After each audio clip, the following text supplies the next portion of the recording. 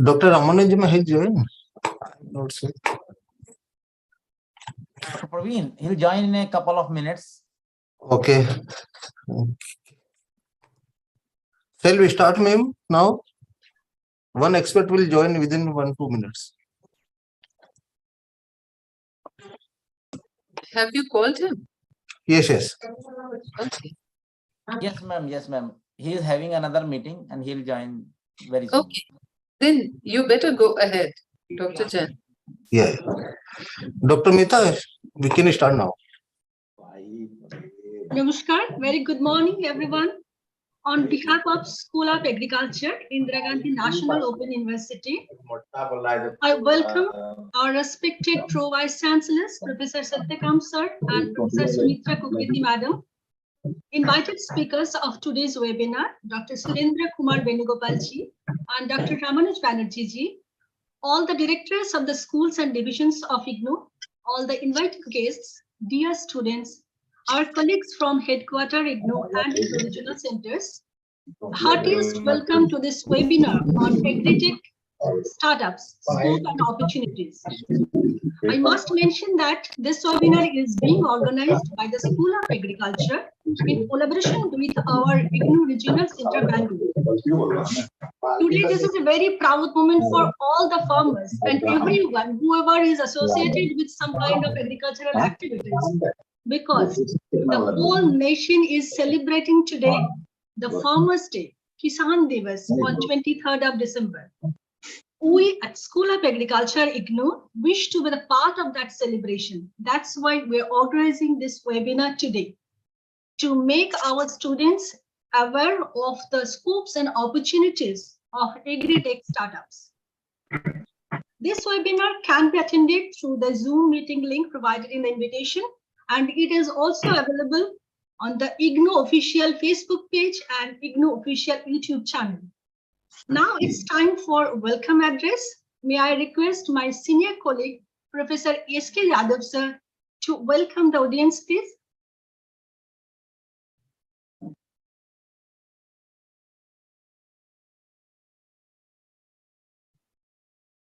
Professor Yadav sir.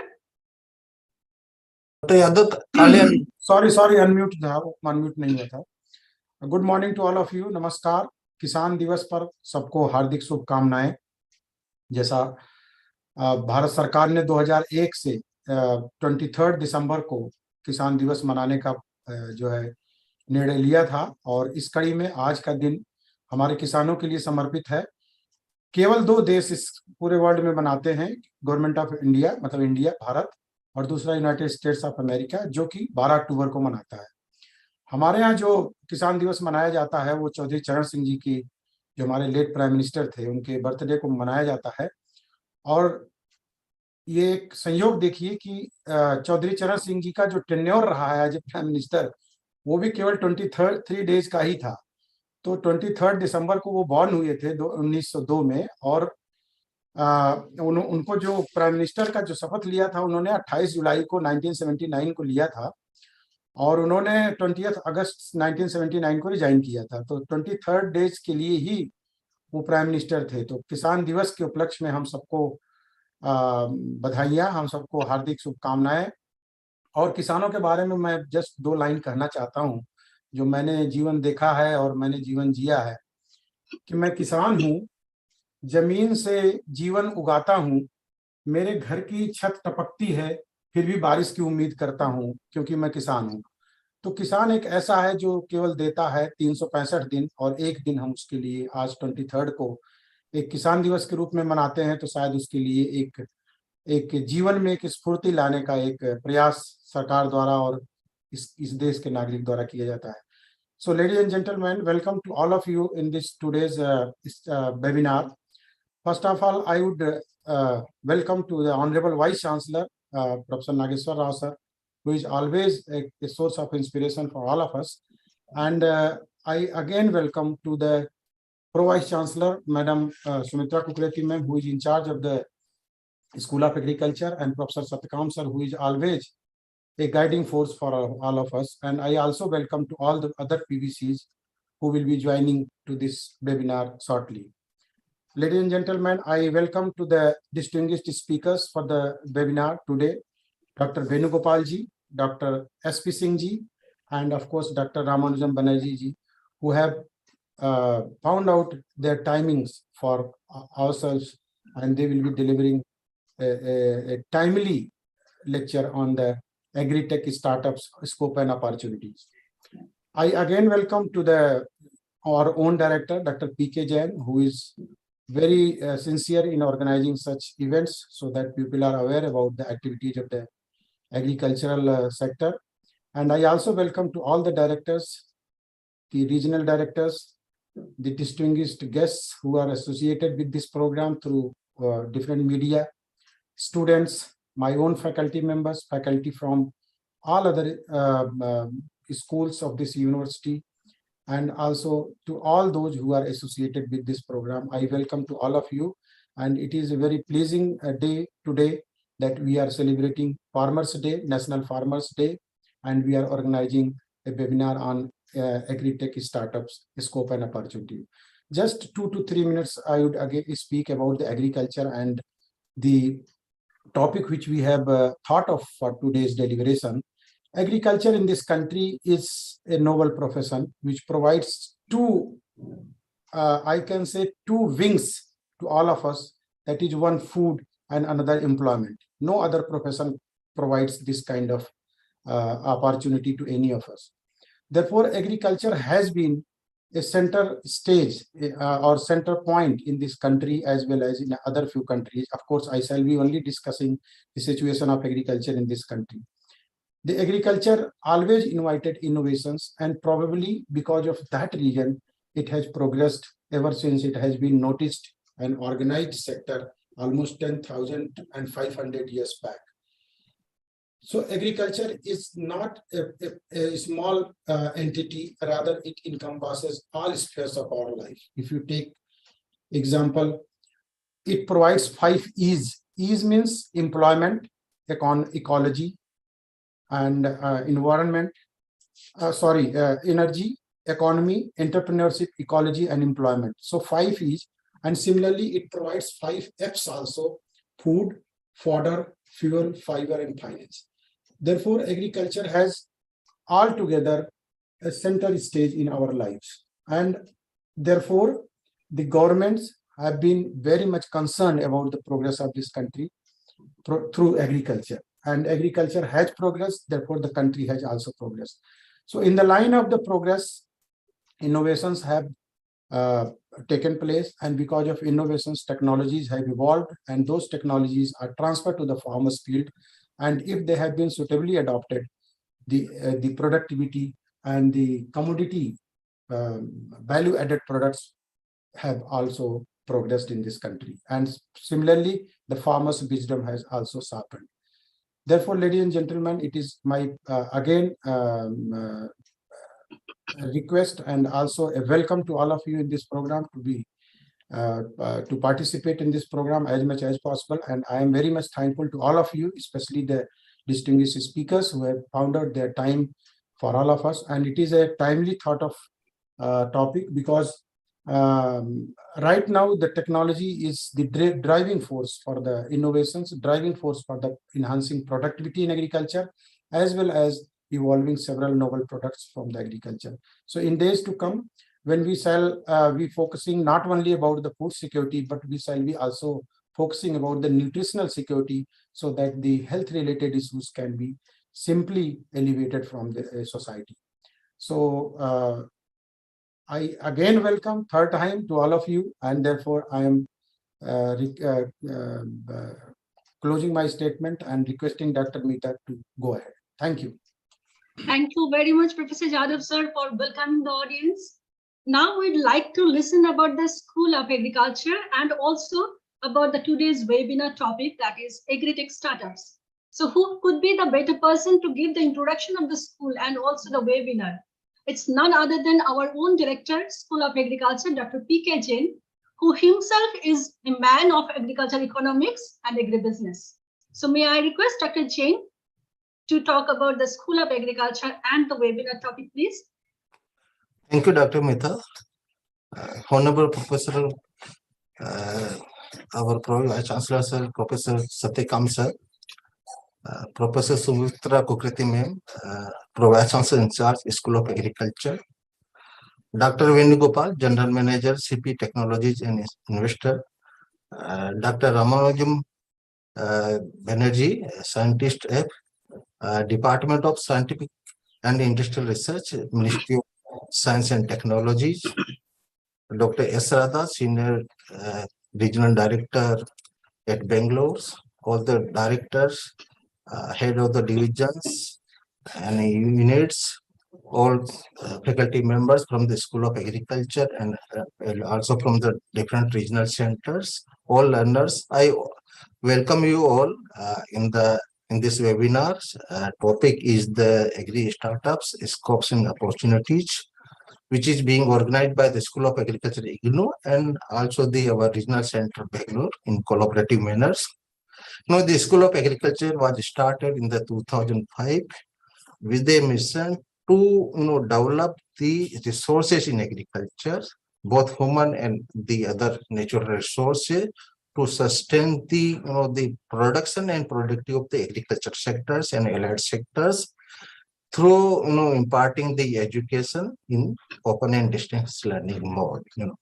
So, major objective of the School of Agriculture is to strengthen the human resources in agriculture and allied sector through the open and distance learning and provide equitable quality education in agriculture sectors, particularly in the marginalized areas or disadvantaged area where, the reaching is, difficult. So utilizing the open and distance learning, we want to reach to the target groups who are living in the rural areas, marginalized area, disadvantaged area, where agriculture is the major professions. And through this open and distance learning, we want to enhance the knowledge and skills and entrepreneurial capability, particularly in the rural areas. And the major focus, School of Agriculture has 16 programs, including one PhD program.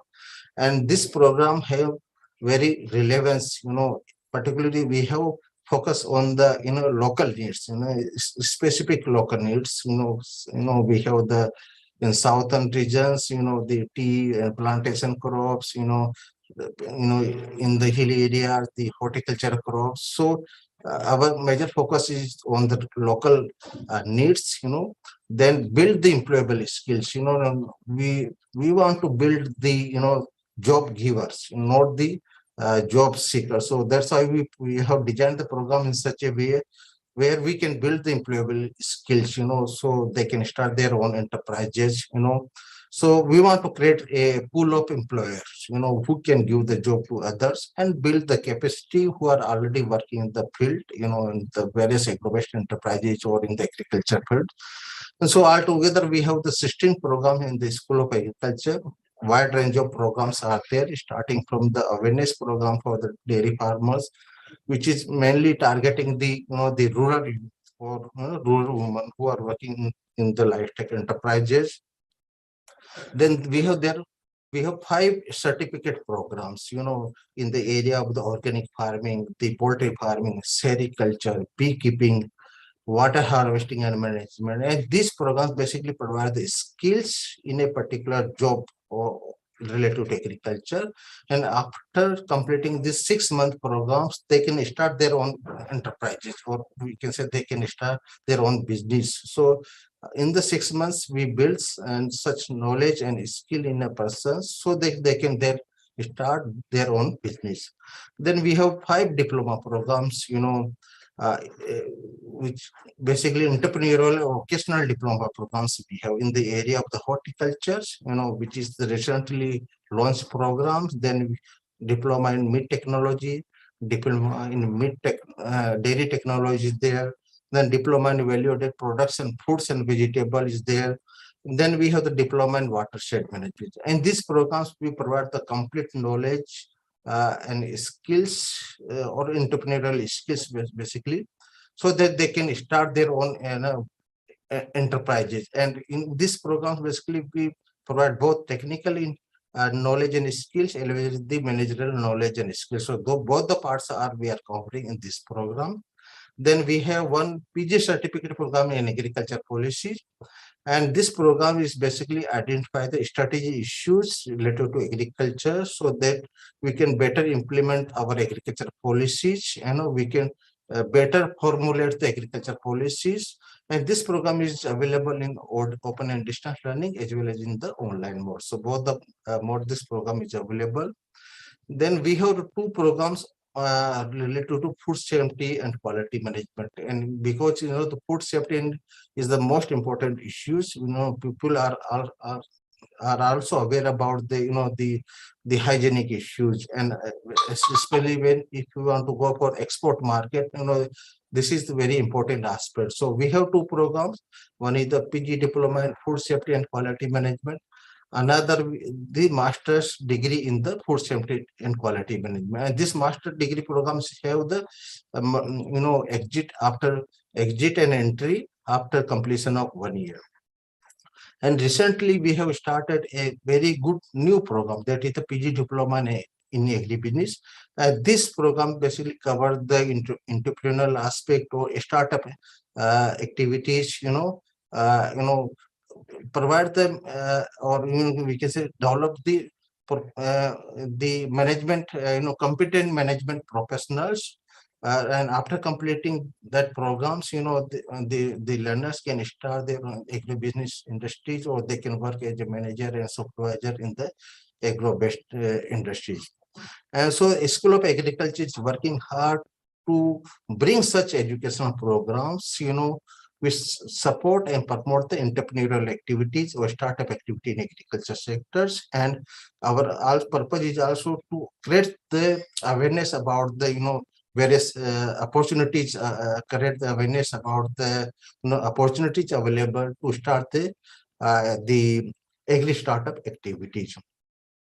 And since today we are celebrating the Kisan Divas, Rashtriya Kisan Divas, and this Divas is celebrated to express our gratitude to the farmers who are working hard to feed our growing populations, and the agriculture sector is the sector where we have the net export earning, we have the net foreign earning. So the best way to express our gratitude to the farmers who are working hard is to discuss the way how we can improve their livelihood, how we can improve their income, income support. So that's why the School of Agriculture is thought to bring the issues in the webinars or discuss the issue in a webinar. Through that we can improve, we can support the farming communities, by bringing the professionalism in their business. So that's why, in today's seminars, basically we will be discussing the wage, and the startups in agriculture is the way, is one of the way to enhance the farmers' income, and particularly to retain the young generation, the new generation agriculture. Otherwise, new generation is going out of the agriculture. So after bringing some startup activity, entrepreneurial activity in agriculture sector, we can keep the new generation in the agriculture sector. So keeping this in view, the School of Agriculture is organizing this webinars on the agri startup activities and scope opportunity. Basic objective of this webinar is to sensitize the people or society about the scope and opportunities in agri startup activities, and also to popularize or sensitize about the various government support available in the agri startup activities. So the school has invited two eminent experts, Dr. Ramanujam Banerjee, who will explain or discuss the government perspective and the importance of the agri startup activity and supports available from the government government. And Dr. Venugopal will explain his real experience of starting the agri startup activities, in the technology field. So I again welcome all the experts and the dignitaries who are present. Thank you, Dr. Mehta. Thank you very much.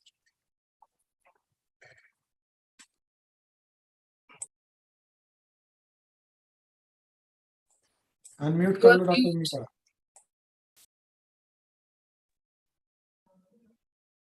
I'm extremely sorry, madam. Actually, I'm having internet connectivity issues here. I must thank Dr. Jain, sir, for informing us about the school's activity and the school's program, and also for introducing the today's webinar topic and explaining the objectives of the webinar today. Unfortunately, today we are deprived of the gracious presence of our Honorable Vice Chancellor, Sir, Professor Nageshwara Rao ji, as he could not attend this webinar because of his another urgent engagement. But we know that we are always having his kind blessings, guidance, and support with us for all the activities of the school. Today, we are privileged to have with us our respected Pro-Vice Chancellors, who are always been a source of inspiration to us. So now, may I request our respected Pro-Vice Chancellor, Professor Satvikram sir, for his kind remarks, please. बहुत बहुत धन्यवाद।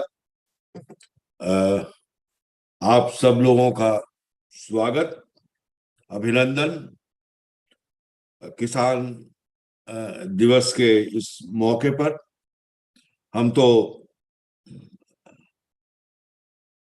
सुनने आए हैं अपने जो हमारे विद्वज्जन यहाँ उपस्थित हैं स्टार्टअप के बारे में और कैसे किसानों को आर्थिक दृष्टि से हम मजबूत बना सकते हैं। किसान को हमने बहुत अलग अलग दृष्टिकोण से देखा है। प्रत्यक्ष अनुभव, साहित्य और सिनेमा, इन तीनों में ही एक जो सूत्र मिलते हैं, वो सूत्र मिलते हैं कि किसान बहुत ही गरीब होता है, निर्धन होता है। अभी आदरणीय प्रोफेसर यादव जी ने जो दो पंक्तियां सुनाई, उसमें भी यही प्रतिध्वनित होता है। लेकिन किसान आरंभ से ही गरीब नहीं रहा और इस सभ्यता के आरंभ से किसान ही सबका पालन पोषण करता रहा है और राजकाज चलाने के लिए सरकार को जो पैसे चाहिए वो भी लगान के माध्यम से किसान राजा को कर देते थे और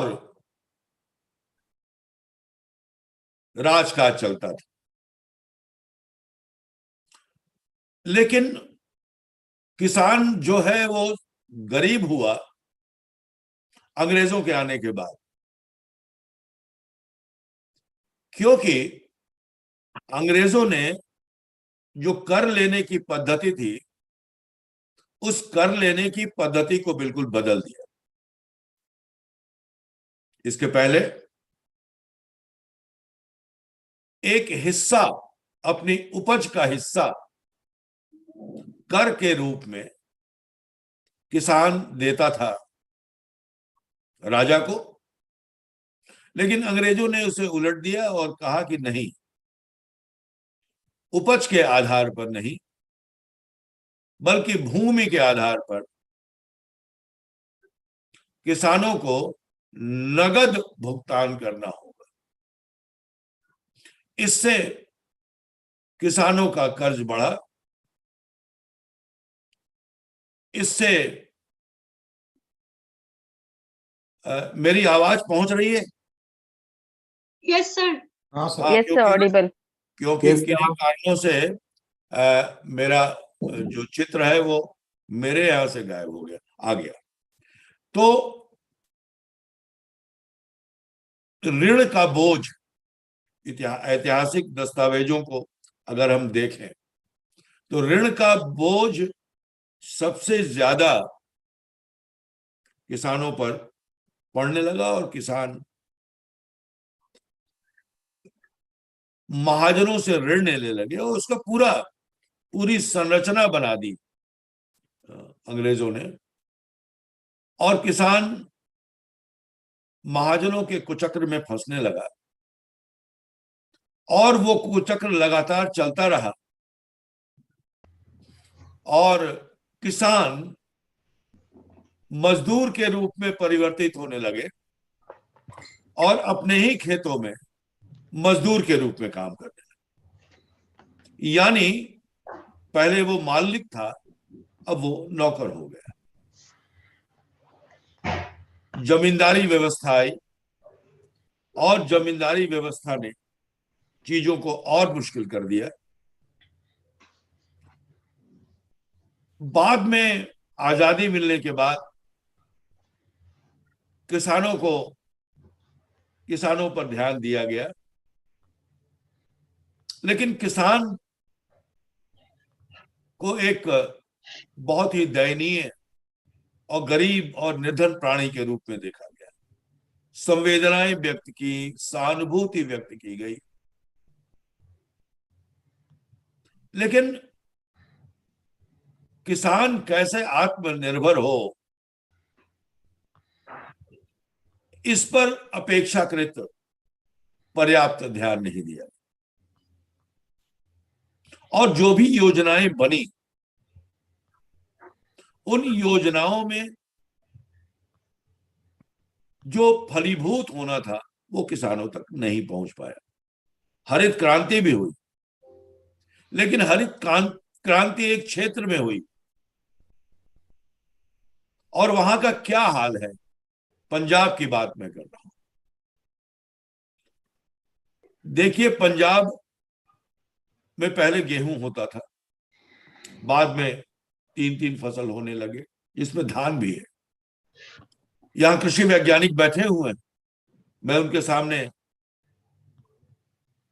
यह बोलने की हिमाकत कर रहा हूं कि धान एक ऐसी फसल है जिसमें बहुत ज्यादा पानी लगता है। पंजाब में पानी था नहीं, लेकिन पानी की व्यवस्था कर वहां धान उगाया जाने लगा। और अभी मैं कुछ दिनों पहले सुन रहा था कि धान की अत्यधिक उपज पर बल देने के कारण पंजाब में तेजी से भू स्तर नीचे जा रहा है और वहां पानी की दिक्कत हो रही है। वहां के किसान निश्चित रूप से अधिक समृद्ध हैं दूसरे इलाकों की अपेक्षा, लेकिन हमें एक रणनीति बनानी है पूरे भारत के लिए। और ये जो स्टार्टअप है, ये स्टार्टअप और कुछ नहीं है, बल्कि किसानों को आत्मनिर्भर बनाने की ओर एक कदम है। किसान पहले आत्मनिर्भर था और गांव की पूरी अर्थव्यवस्था, जिसको हम बार्टर सिस्टम कहते हैं, उस पर आधारित था और किसानों को कोई दिक्कत नहीं होती थी। लेकिन पूंजीवाद के प्रवेश के साथ और नगदीकरण के आगमन के साथ किसानों के पास नगद राशि की कमी होने लगी, उसको लागत से ज्यादा खर्च करना पड़ा, आदि। तो मैं ये समझता हूं कि आज की जो संगोष्ठी है उसमें हम इस बात पर विचार करेंगे कि किसान कैसे आत्मनिर्भर हो, उनकी आर्थिक स्थिति कैसे मजबूत हो और सरकार इसमें कैसे उनकी मदद कर रही है और उनकी मदद आगे की जाए। इस पर हम निश्चित रूप से इस संगोष्ठी में हम विचार सुनेंगे अपने विद्वज्जनों का। तो मैं एक बार फिर आप सब लोगों को बधाई देता हूं किसान दिवस के अवसर पर कि एक किसान प्रधानमंत्री को सम्मान देते हुए चौधरी चरण सिंह जी हम ये किसान दिवस मनाते हैं, किसानों को याद करते हैं, क्योंकि किसानों के कारण ही हमारा देश सारे संकटों को पार कर जाता है। आर्थिक मंदी आती है, उसको भी हम लोग पार कर जाते हैं। वैश्विक मंदी आई, लेकिन कोरोना के समय में भी किसानों ने हमें जिंदा रखा। तो मैं आप लोगों को स्कूल ऑफ एग्रीकल्चर को, इसके निदेशक को, सभी अध्यापकों को मैं इस आयोजन के लिए हार्दिक शुभकामनाएं और बधाई देता हूं। आप लोग अपने स्कूल के माध्यम से अनेक कार्यक्रम और पाठ्यक्रम चला रहे हैं। मैं चाहता हूं ये कार्यक्रम और पाठ्यक्रम किसानों के पास पहुंचे, और ये अंग्रेजी के माध्यम से नहीं पहुंचे, ये पहुंचेगा भारतीय भाषाओं के माध्यम से। तो आप लोग अपने पाठ्यक्रमों को भारतीय भाषाओं में ज्यादा से ज्यादा तैयार कीजिए, ताकि किसान आपके पाठ्यक्रमों को पढ़ सकें, उससे लाभान्वित हो सके। और आज स्कूल ऑफ एग्रीकल्चर का दायरा केवल किसानी से नहीं है, बल्कि हॉर्टिकल्चर से भी है, सेरिकल्चर से भी है, और बहुत से पक्ष हैं। इसके दायरा बहुत बढ़ गया है।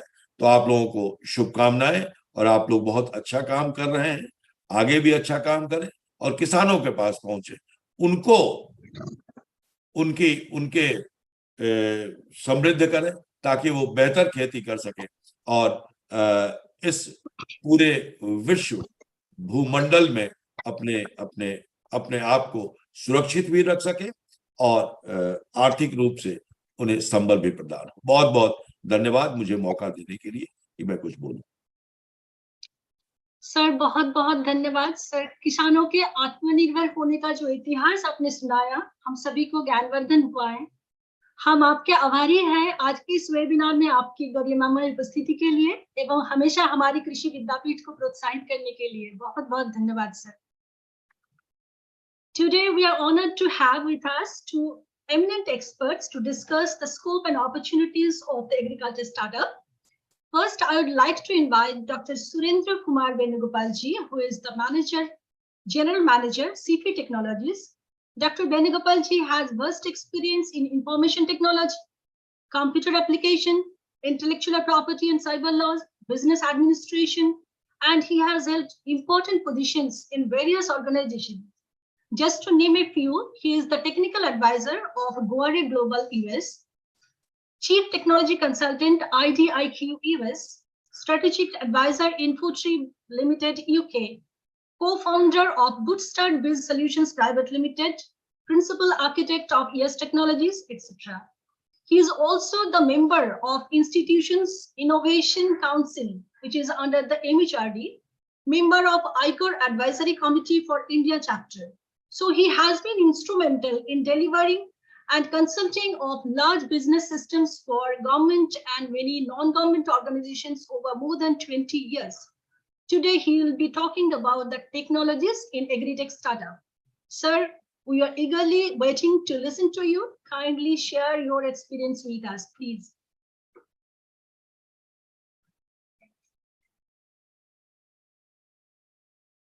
Thank you, ma'am, for this opportunity. Thanks a lot. And thanks a lot for a nice introduction. It has been a pleasure listening to sir, and it was a good insight into what your schools offer and where we are heading to.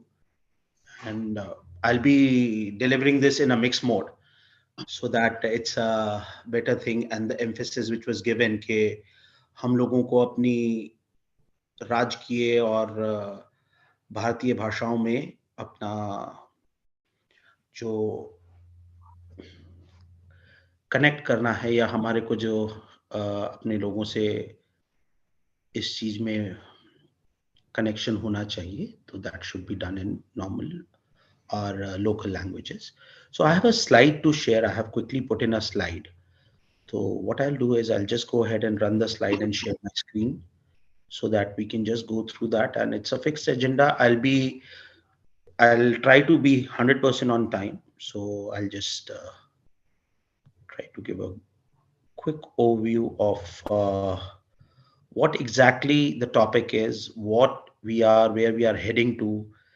So just let me know if you can see my slides. Okay.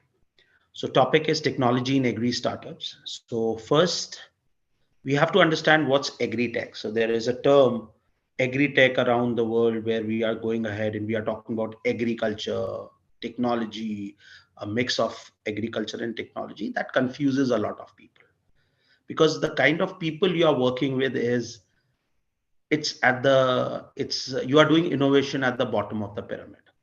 So it's something that when you are doing an innovation at the top of the pyramid, you know that you have elite class people understanding who are well informed, but you are going to people who are practically well informed, but they are not informed in terms of what exactly they need to achieve.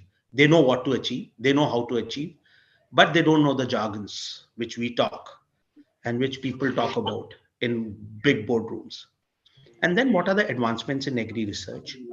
Where is the world and India heading to? And the ask what and when. So Agritech,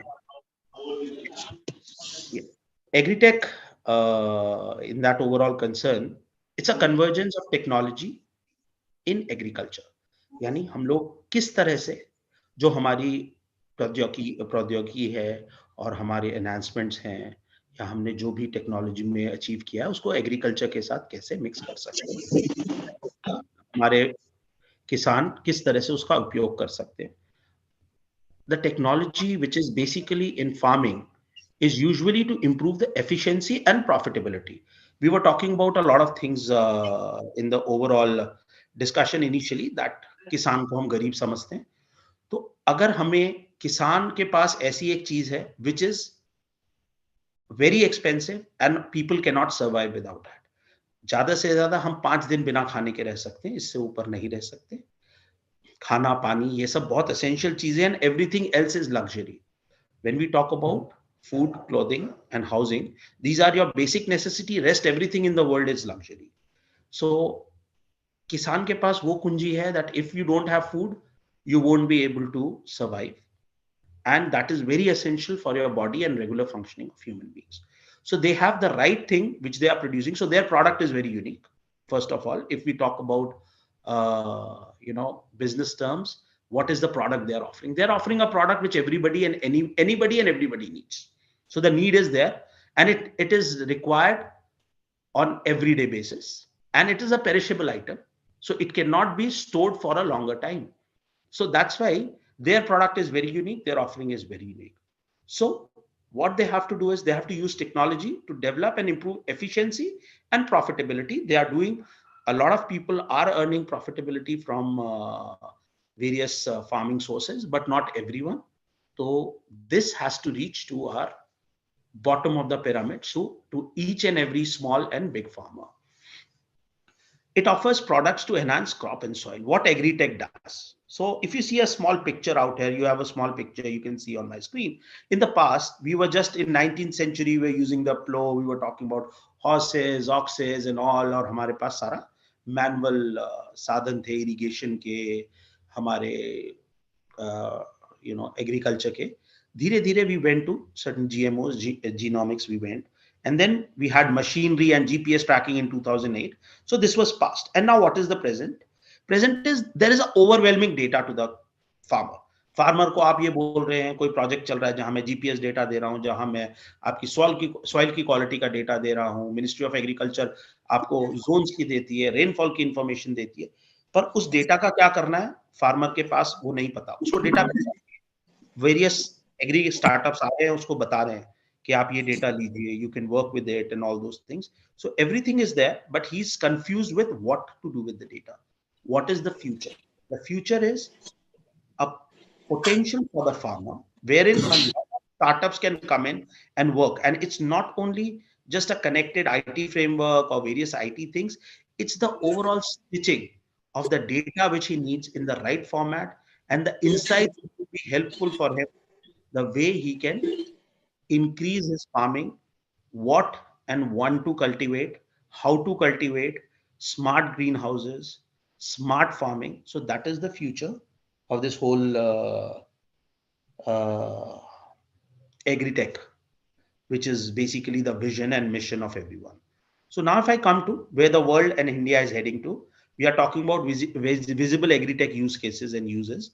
Drones we are listening about, satellite trackers, IoT based sensors, automated irrigation, big data for decisions, blockchain based logistics, smart farming methods. So if I just take them individually, IoT is basically Internet of Things. So it's a part wherein you have a sensor where you can attach and you can use a lot of data to be captured out of that sensor and work out it. So that can be for a humidity tracker or a tracker for the rainfall. So various projects are being done which are funded by World Bank as well in India, wherein you are trying to see that how I can make my you know where I can make my agriculture as a overall headed one and a data driven agriculture. And then you have robotics. So you have a lot of problems with skilled labors and the way you have to work out in an agri business or rather in agriculture. So you can use robots and all and robotic methods. So you have a lot of machinery out there coming up. There are a lot of smart devices coming on. There are a lot of packaging units and machinery, smart machinery, which is being introduced to India market as well, which is based on robotics, so that you can have a precision based farming and a lot of other things you can work out on. And then you have AI, artificial intelligence, which can use the data which is available in the world and try to give you certain applications and certain usability which can be helpful in your farming. Let's say, for example, there is a company which is a pesticide company. What they do is they have a condition and they use the data for pictures of the plants and all, wherein you can see the various diseases in the plants, viruses in the plants, which basically are harmful for the plantation and your crop. So therein they give a early warning to people that, okay, this can be your comparison. You can just compare these things and basically it will give you what exactly you can work out on. And that is how you can work this overall statistical data which is out there, and it can help you in achieving something better for your overall farming benefit. यानी आपके पास एक data आ गया, आपके पास एक image आ गया कि जिसमें ये था कि ये वाला let's say smut of wheat है, एक डिजीज है, ये वाला है, ये इस चीज से क्या है, इसके ये 4 स्टेजेस है. तो अर्ली स्टेज डिटेक्शन के लिए आपको डेटा मिल गया, कंपैरिजन मिल गया. अगर आप रजिस्टर्ड है उस प्लेटफॉर्म से तो आपको एक नोटिफिकेशन आ गया कि यार आपका वीट मैं रेगुलर मॉनिटर कर रहा हूँ ड्रोन से, ठीक है. उसमें क्या मिला है मुझे, ये जो इमेजेस आई हैं लाइव स्ट्रीमिंग या इमेज जो मेरे पास पोस्ट हुई हैं, उसमें मुझे लग रहा है आपका ये अर्ली स्टेज है, आप ये वाला पेस्टिसाइड यूज कर लीजिए या कोई भी ऑर्गेनिक मेथड जो भी है, howsoever you want to work out, that can be worked out. So that is a use case for combination between drones and artificial intelligence. And then you have big data and analytics. So we all know that big data and analytics is a huge part of overall analytical industry, wherein we can analyze a lot of data and we can churn out the results very quickly. तो ये चीज आपका काफी use हो रहा है आपका genomics में, जीनोम सीक्वेंसिंग में, नए वेरिएंट्स बनाने में, रेजिलिएंट्स प्लांट्स बनाने में. तो वो हम देख ही रहे हैं आज की डेट में. आप हाइब्रिड फ्रूट्स, हाइब्रिड क्रॉप्स देख रहे हैं, हाइब्रिड सीड्स देख रहे हैं, which are having all the good things which they need, and they are more resilient to the atmosphere. They take less water, they take less sunlight, whatever is required based on the overall atmosphere condition. So you have resilient plants being made, and I think we have a lot of scientists over here who are working on it, and they would be more informed than me. But yes, with my little knowledge, this is the whole thing which we do, and this data, big data and analytics is being used in that. And then you have blockchain. Blockchain is a simple registry wherein you can keep the whole data, wherein which can help you in keeping the whole sequencing data for your crops, the various artifacts which are available, the various statistical data which you have, and all these things can be applicable to this. And then agri-genomics, genotype applications are there, which can help you in genotyping of your various application crops, like fodder, crops, fodder, and your animal husbandry, for your animal husbandry, animals and all. So all these things can be done based on this. So moving to the next thing. So this is where the world is heading. They're using these 5-7 pillars of technology, and a lot of companies have been introduced based on this.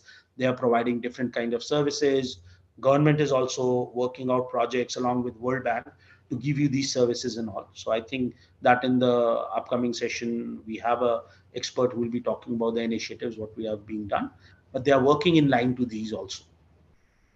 So this is a future farm. If you talk about a future farm, what it will be. So it's a little bit amusing picture, but again, this is out about, if you see there is a survey drone over here, so which will be serving your overall aerial view of the fields, mapping the weeds, yields, soil variation, which I was talking about, that how AI would be helpful by taking the real-time data from these drones, and then it will be enabling to precise the application input, mapping and spread of weeds and all, and backgrass, which could be increasing the wheat yield by 2 to 5%. So as example that, okay, if I take care of weeds, I know early detection of diseases, I can increase my yield because I won't be having a loss on that, and a stitch in time would save 9.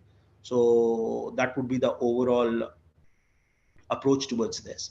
And then we go to the fleets of agribots. So agribots is a term wherein we are using robots and bots, which is basically now with every internet site, or you're listing this word bot a lot in your customer service, where you go to a bank site, you have a chat bot coming up and all those things. So it'll be a herd of specialist agribots, which will be just going ahead and doing a specific job like weeding or harvesting. These bots will be capable of micro dot application of fertilizers, or reduce the fertilizers by costing and all. So आज की date में जब हम manual काम करते हैं तो ये बॉट क्या करेंगे, प्रिसिशन से करेंगे. When we talk about machines, we have a machine, let's say for example I want to dig a hole by 0.5 mm or 10 mm or 20 mm. I might be working on my estimate, and that will be my skills, how much I am trained. But when you feed it in a machine, it will do it with a precision, because it is a mechanical device and it has been trained for that, and it will be a precision, precision based work, and better work, and they will not be tired. They won't be having any issues around the overall timings of work. Whenever it is necessary, they can work on it. They are not dependent on the climatic conditions and all. So this will be the fleet of agribots. So this is a real world. This is something virtual world we are imagining. We might be using certain things in it, but again, this is how the future would look like. And how long, I don't know, maybe 5 years, 10 years, 20 years. But again, this is what is the future which is being envisioned. How much we'll be able to achieve, that we have to see with the time.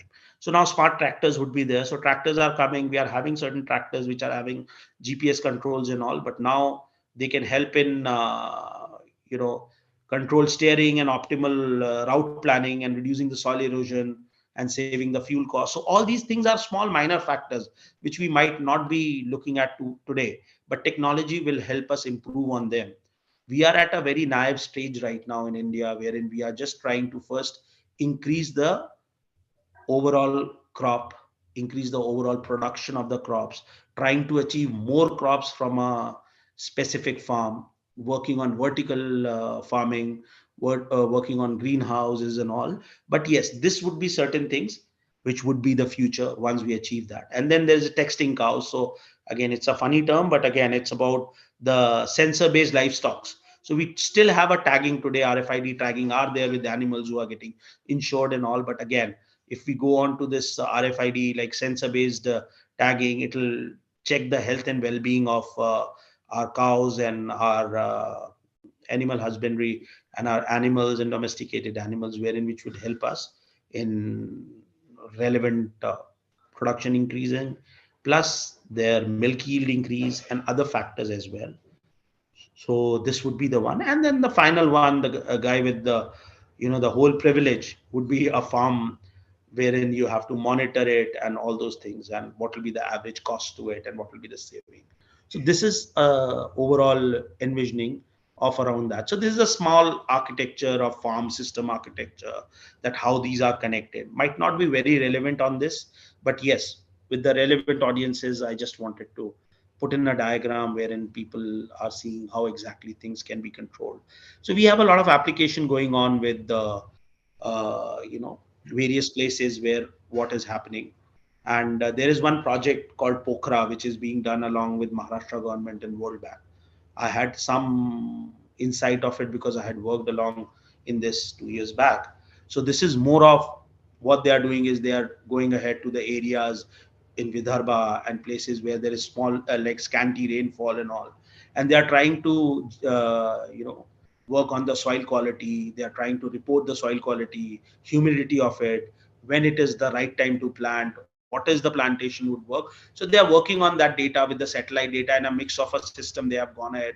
They had made a lot of dashboards, and if you will do a quick Google on Pokhara's and World Bank's project, you will get the insights of it, that it has 4 or 5 relevant key points wherein it is working on. The other one is ROG Online, wherein we have funded that company, and I am the, the CTO right now for it, wherein we have helped this, and it's Angola based startup. So wherein first stage they did was they made a simple e-marketplace for the customers and for the farmers, wherein they were directly connected. Now they have gone a step ahead, and they have tried to bring in the benefits to the farmer through the platform, wherein they are telling that we will get you everything out here, we will get you the funding, you have to just do a buy now pay later based on your credit rating, based on the land, based on the yields you have, and you can borrow anything from this platform, or you can get funded, borrow it, and pay back when you get the crops being sold. Either you can sell it to us, or you can sell it to anybody outside there. Whatever your agri needs are there, that will be fulfilled by the platform.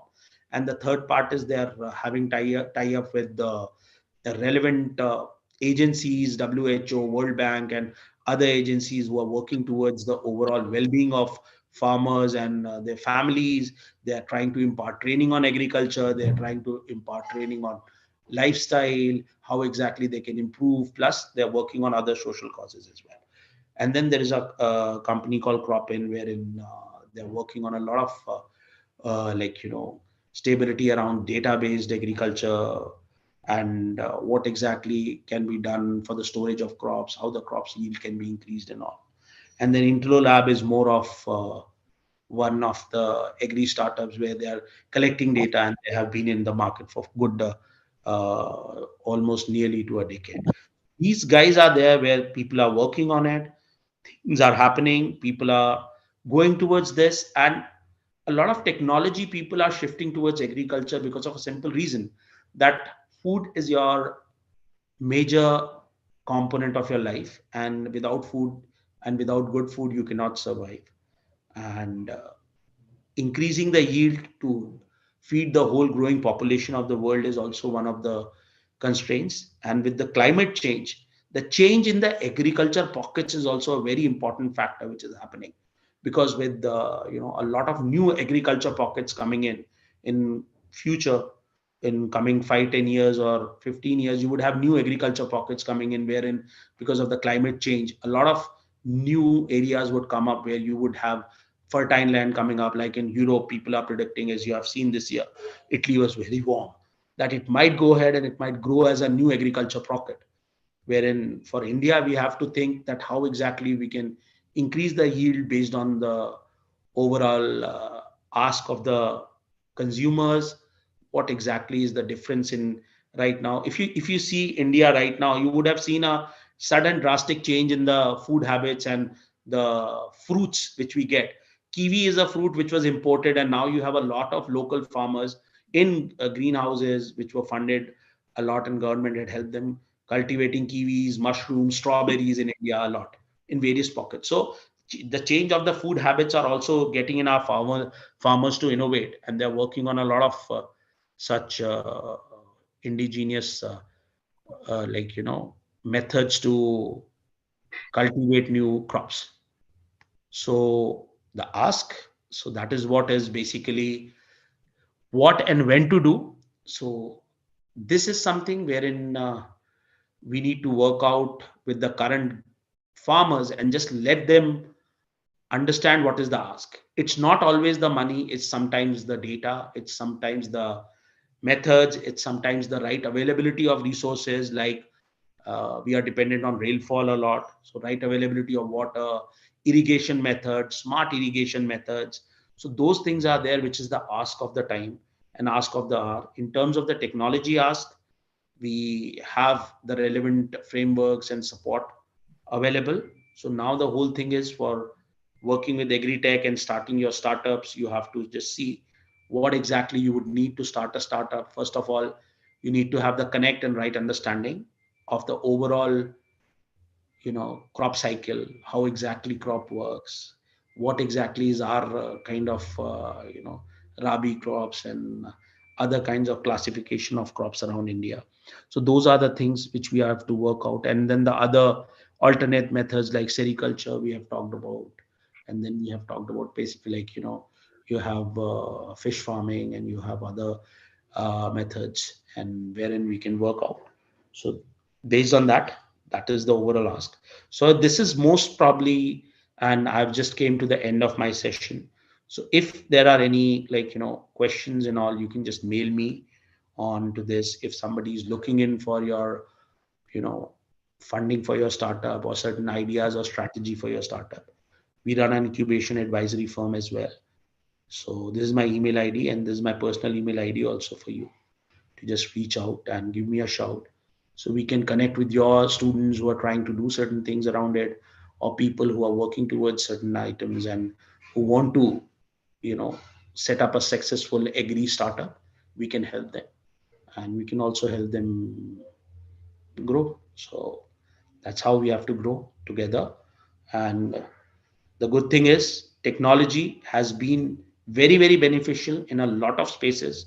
We have a lot of 80% of Indian startups are usually on technology, marketplaces, e-commerce side, but nobody is looking at the alternate source and trying to innovate more towards the areas where we have to, because we are a agriculture economy. We were a major agriculture economy, which we have to play on our strength and try to increase our agriculture, because that is something we have been, as was mentioned, that we are getting a lot of income directly from exporting. And that is one of the things that in the 16th to 17th century, we were one of the major exporters of spices, and it was not available anywhere in the world. And India was known for spices. And so we can regain that glory, wherein the world used to look upon us on the products and the new, and better rather crops, which are not anywhere in the world. Like if I talk about mango is one of the favorite fruit of the world, and certain varieties we have which are relished by everyone around the world. So thanks a lot for the time and this opportunity. So I'll be closing this. If there are any questions, I can take it, and or else I'm done. Thanks a lot, ma'am. Thanks a lot, everyone. Thank you so much, sir, for your wonderful presentation. I enjoyed a lot, and I am sure that all the participants did too. So, sir, what happens when we hear about the technical terms, like we get scared whether we would understand those technical terms or not.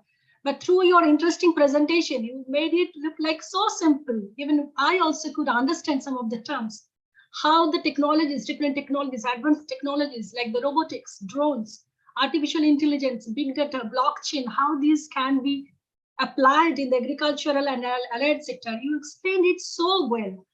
I'm sure that all of our students got motivated by your lecture, and they would think of having their own business, starting their own startup. I must mention that, sir, through our academic programs, we provide the knowledge and skills required for starting up the entrepreneurial activities in the agriculture and allied sectors. And today, after attending this webinar, I'm hopeful that our students will get motivated to have their own business one day. Thank you so much, sir, for your wonderful presentation once again. So now I'd like to mention that our second speaker could not attend this webinar today, Mr. S.P. Singh.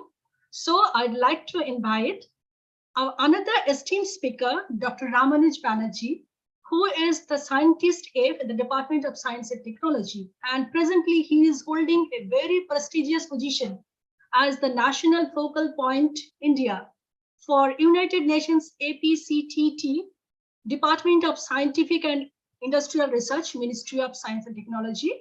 He has many accolades in his position. He is a national scholar, fellow of Indian Association for Advancement in Veterinary Research, fellow of National Academy of Veterinary Sciences, Young Scientist Awardee, Young Veterinarian Awardee, Chief Minister Awardee. He is having 28 years of professional experience in government, including scientific research, technology development, innovation management, policy formulation, national coordination, and international cooperation. He is having very keen interest in academics. That's why he has published so many papers in the reputed journals. He has written books. He is also associated as a guest faculty or adjunct faculty with the prestigious Indian institutes like IITs, IIPA, CSIR universities. Dr. Banerjee is presently dealing with important national schemes like industrial research and development and promoting innovations in individuals, startups, and MSMEs. He is a member of several professional bodies, advisory, and review committees. It is giving me immense pleasure to invite Dr. Banerjee to give a lecture on the startups and government schemes. Dr. Banerjee, please.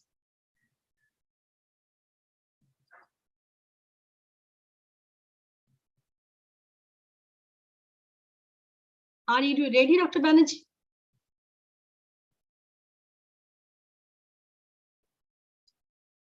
Is he online, Dr. Jain? Yeah, good morning. Am I audible? Yes, sir. Yeah. So am I audible or I have to be loud? Yes, sir, you are audible. Yes, sir. So good morning, everybody. It's my pleasure that I have got this invitation to a very, very wonderful forum. And since my basic background is from agriculture related subject, I am very much proud to be part of this today's program. So respected dignitaries who are present here today, Director SOA IGNO, Pro Vice Chancellor, other my colleagues, professors, and ladies and gentlemen who are present here today. So today's topic is also very important.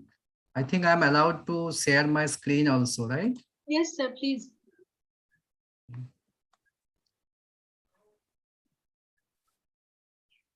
Is it shared? Yes, sir, it's visible. So, okay. Yes, sir. Okay, so basically, whatever I am asked to speak here today on startups and government schemes, right? So in this presentation, I will try to cover up the matter related to startups and the perspective of Government of India, as well as government schemes. So before going to the main presentation, I want to refer one thing, that why startups are very much important for this country as well as the globe. Because, you know, in India, we understand that the academic research potential is very, very high. And we know that our science and technology indicators, like in respect of publication and patents, is going to be very high in respect of last year or previous years. So research capability in respect of India is very, very excellent whenever we are sitting in different meeting of the UN platform too. And if you talk about the Indian industry, because this department, my department is handling Indian industrial R&D of this country. So we are also seeing that in respect of that manufacturing of products. So that respect also India is in a very, very good position. So the problem is, so academic research is very good. Manufacturing is excellent. In many cases, like, you know, Indian pharma, they are taking around 60 to 70% global market share. So that is also very good. Many companies are coming from abroad and putting their manufacturing hub in India. So now what is the difference? Because if you talk about the technological reliance, which is coming from the institute or any research or universities, research institute or any universities, is not really translated as a product, and it is going to the Indian industry for the last couple of years in India. So what is the problem? What is the gap? Where is how it can be solved? The problem is, whenever we are talking about a research output is translated as a technology, and the technology is going to commercial entity or industry, that is being driven by the people who are called as innovator or entrepreneur, as well as startups. So startups are basically the main driver of any country to make it realize that, technology from institutes to the industry. So that's why startup is very much important, and that's why Government of India, all of you know, that taken a special initiatives for Startup India. So Startup India was announced by Honorable Prime Minister of India on 15th August 2015.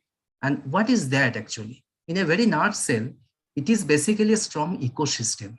If you talk about a startup, startups are the main driver to take a research output, to transfer it as a technology, and from the technology, actually it is going to as a product, and that product will go to the market. So the quantum jump in respect of economy and social is very much important role is basically done by the startups. So now to make actually deliverable startups, there is a need of very strong ecosystem. What are those ecosystems? In a very, very layman language, if we talk about a technology, and ultimately technology, whenever it is going to as a product, so there is a need of so many things like, it has to be a technology readiness level, we call it TRL. It has to be some sort of, regulatory clearance. It has to be some sort of, intellectual properties support, as well as commercial.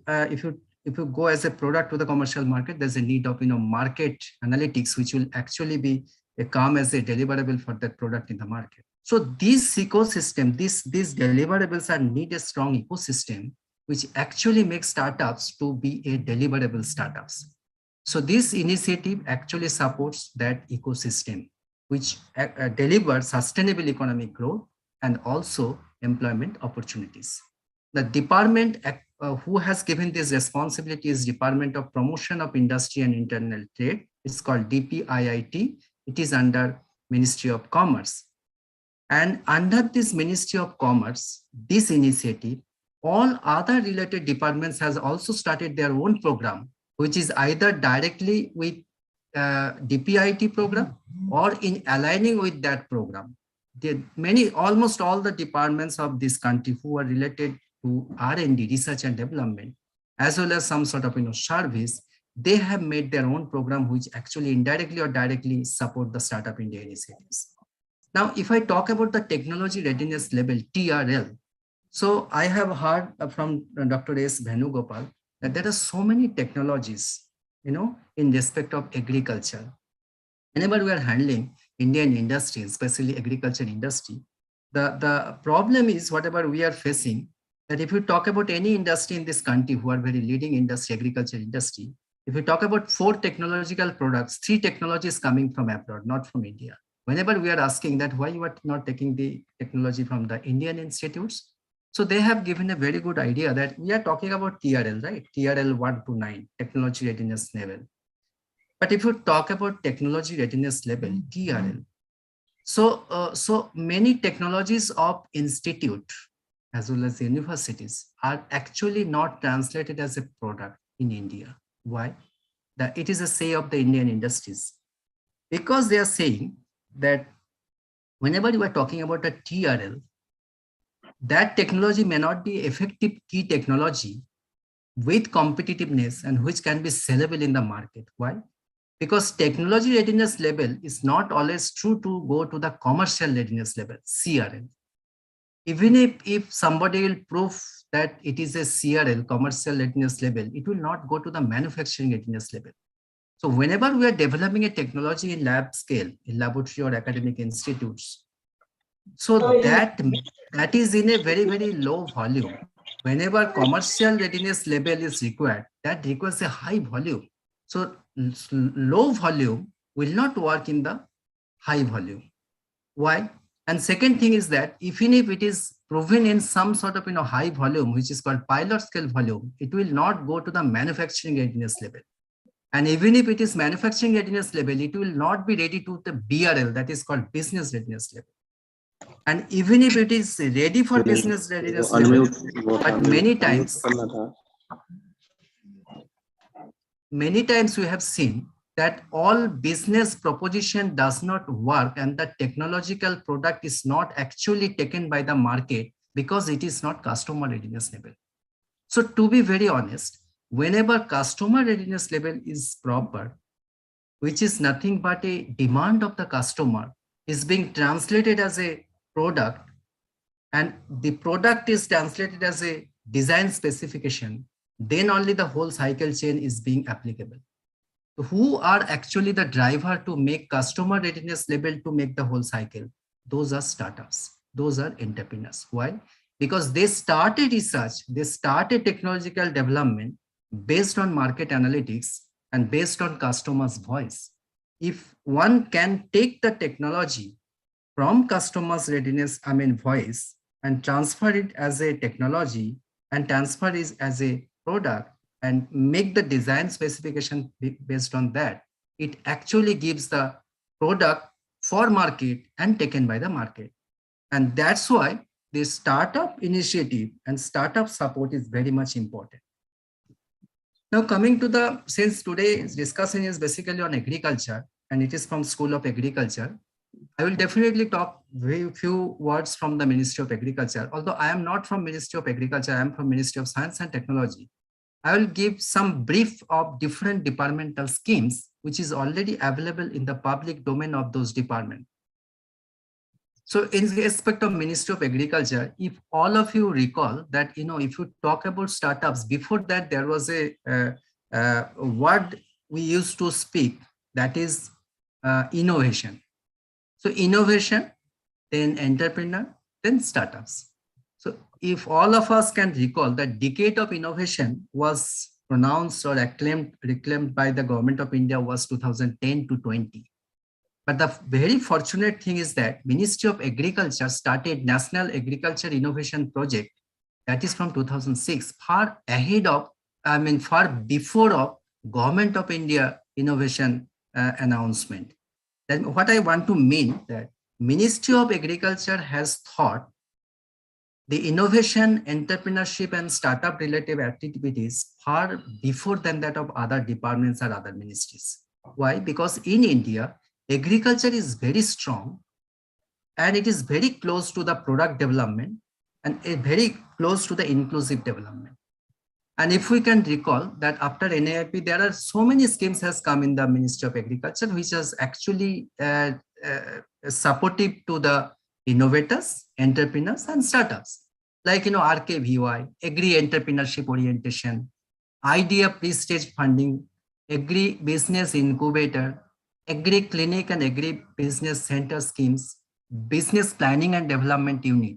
All those schemes actually to support startups and entrepreneurs and to make a real picture of making a research output to translate as a technology and through startups to go to the market as a product.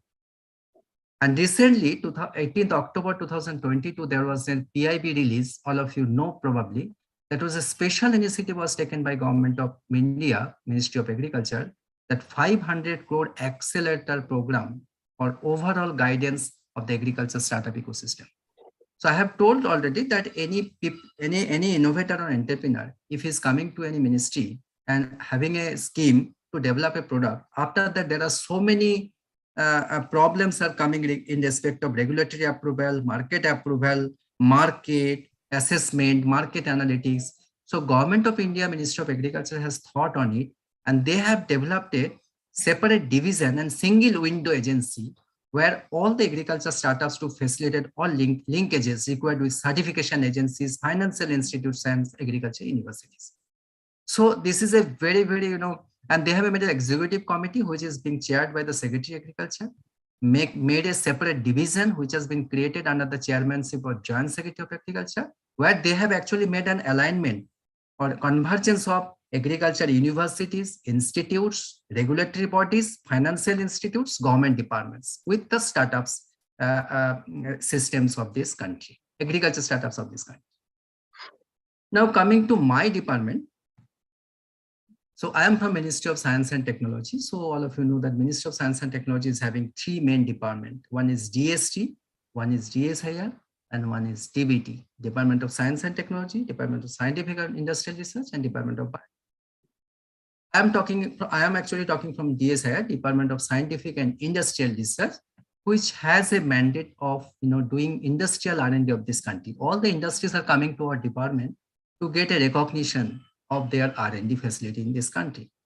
Second thing is that any institutes, including IGNOU, they are also coming to our department to get a particular certificate, which is actually required for their R&D.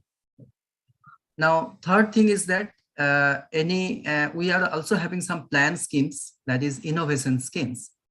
So I'm talking today, which the innovation schemes called PRISM, Promotion of Innovation in Startups and MSMEs.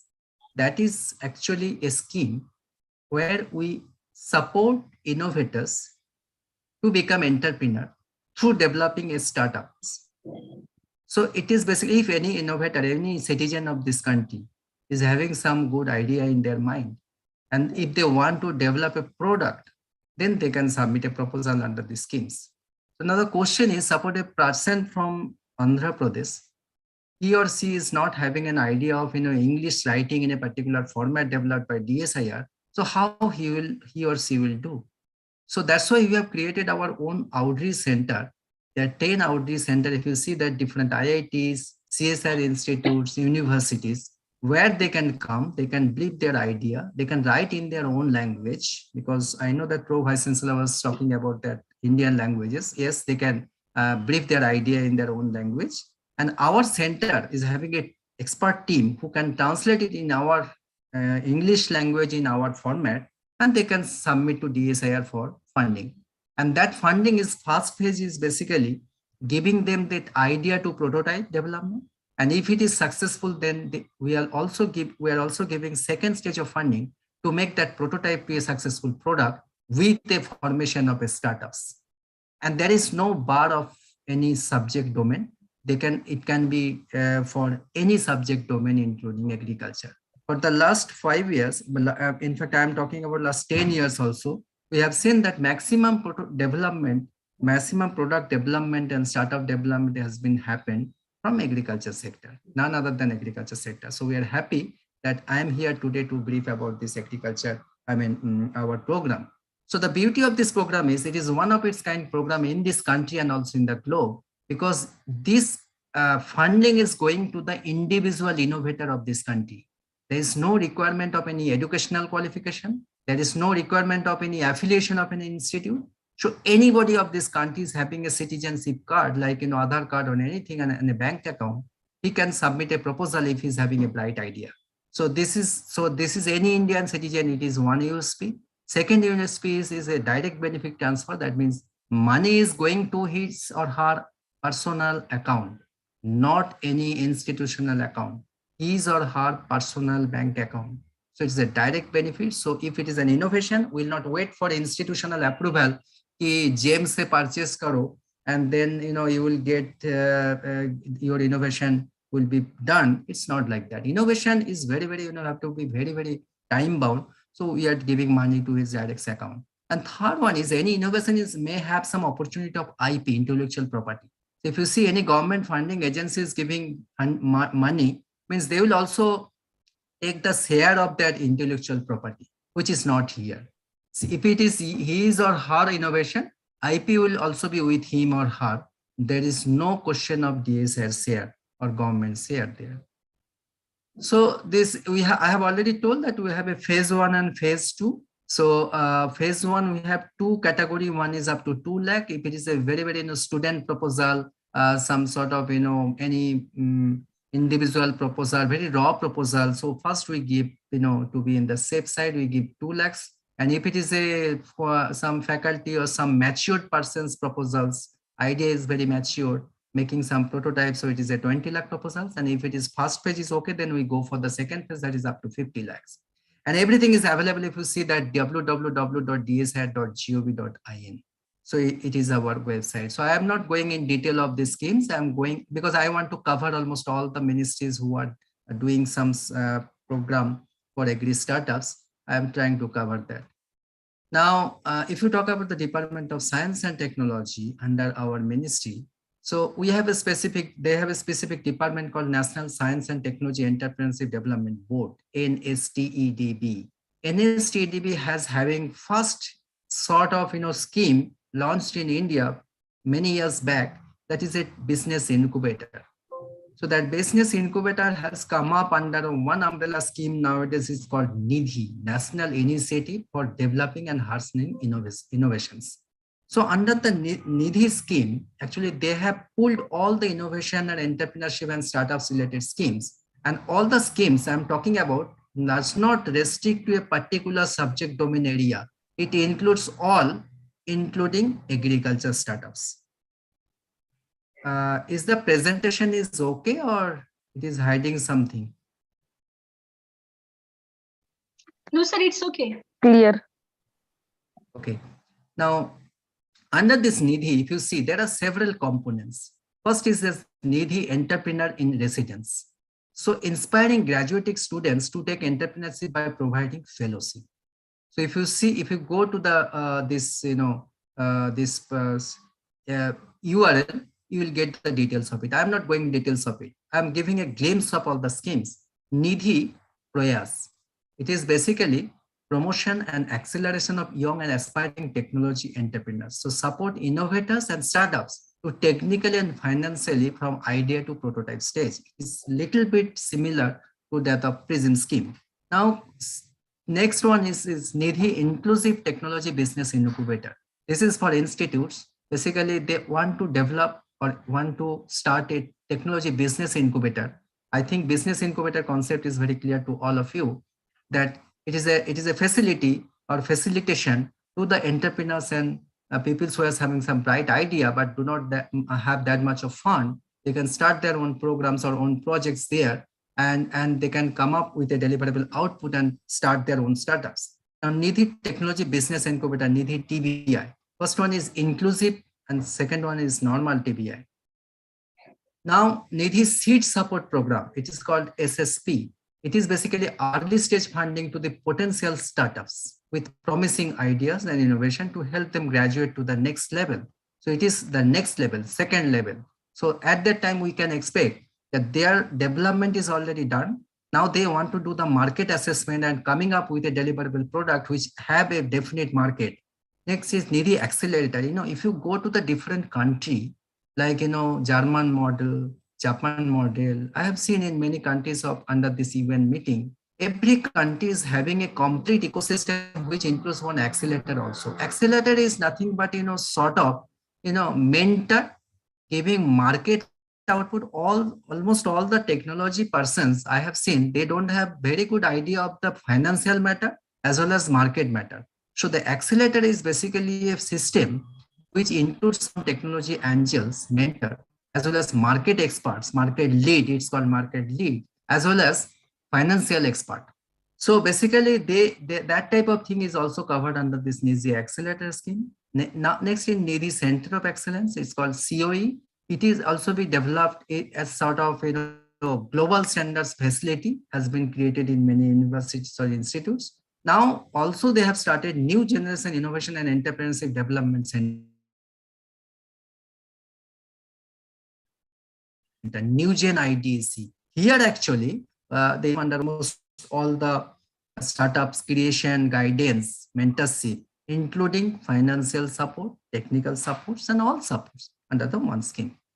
Now I'm coming to the DBT, Department of Biotechnology. All of us know that they have a very good scheme called BioNest.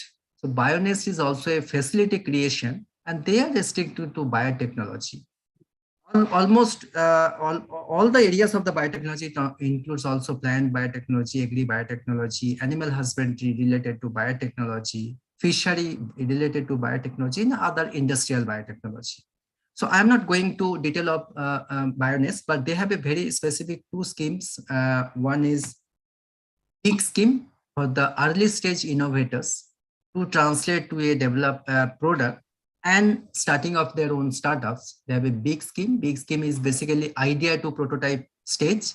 And then they are coming up with a SIBRI scheme, Small Business Innovation Research Program. So that is also, you can take it as a second stage of development. That means that point of time, they are coming up with a proper market survey and coming up as a product which have a potential to go to the market. They have also BIPP, Biotechnology Industry Partnership Program. Here actually, if first and second page is clear, then there are two ways of, two directions of a startups to go to the market. One is they have a strong technology which can be licensed to any big industry. That's why the industry partnership program, or they can go by with their own products to the market, which is very tough for a startup because they don't have any market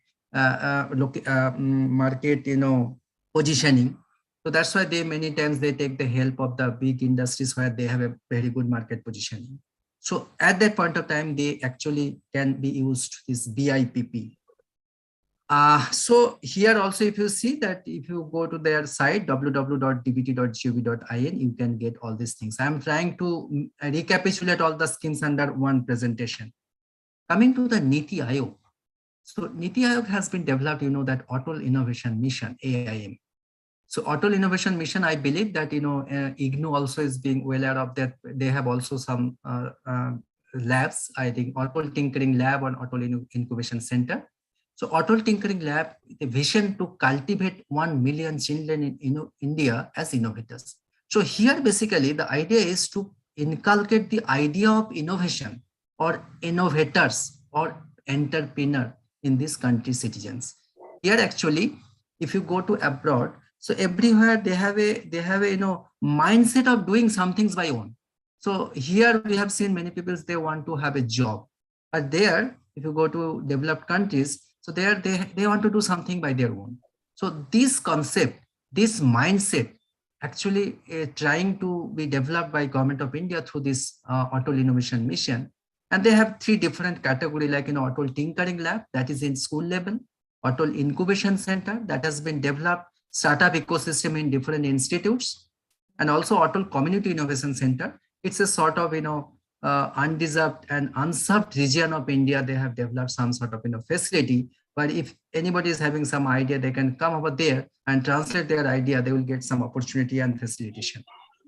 So you will get more information in the side if you see that it is at the below. Now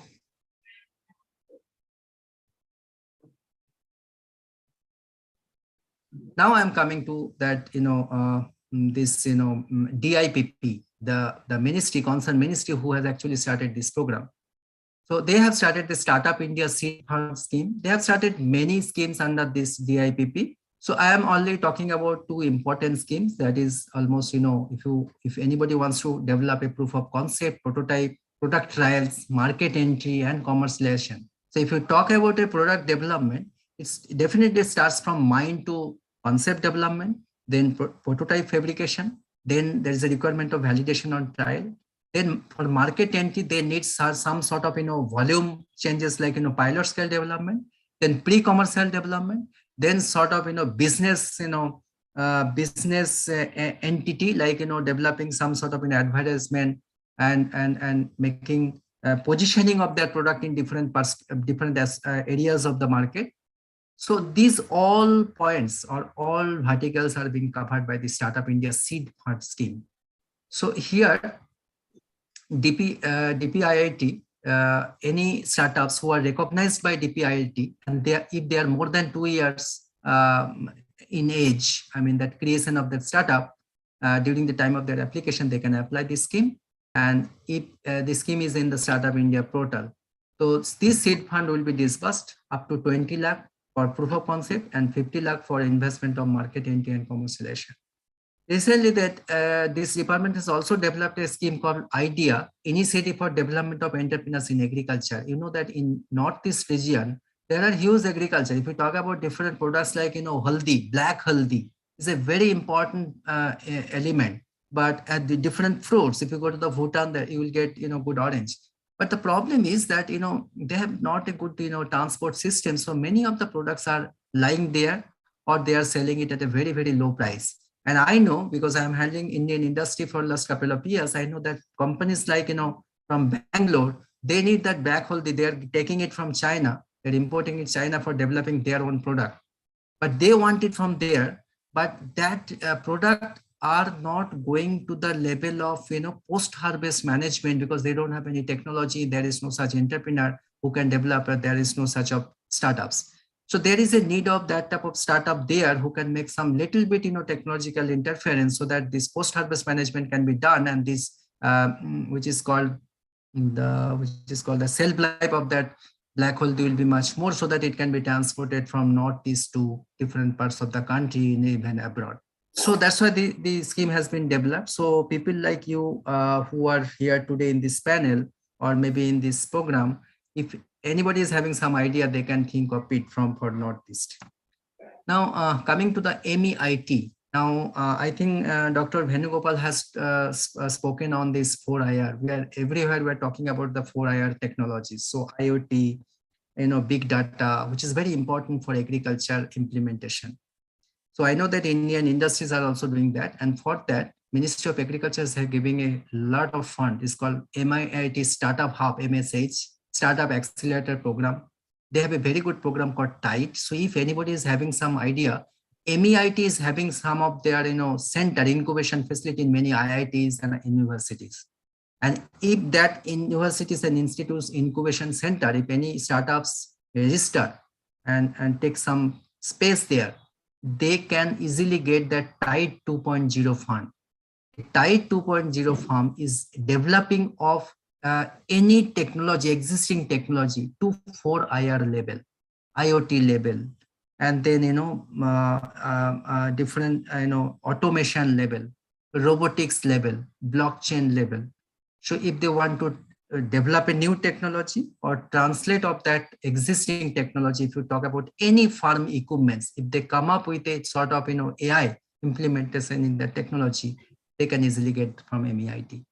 MEIT Startup has also started as a dynamic and singular collaborative platform for tech startup community towards building meaningful synergies in Indian startup space.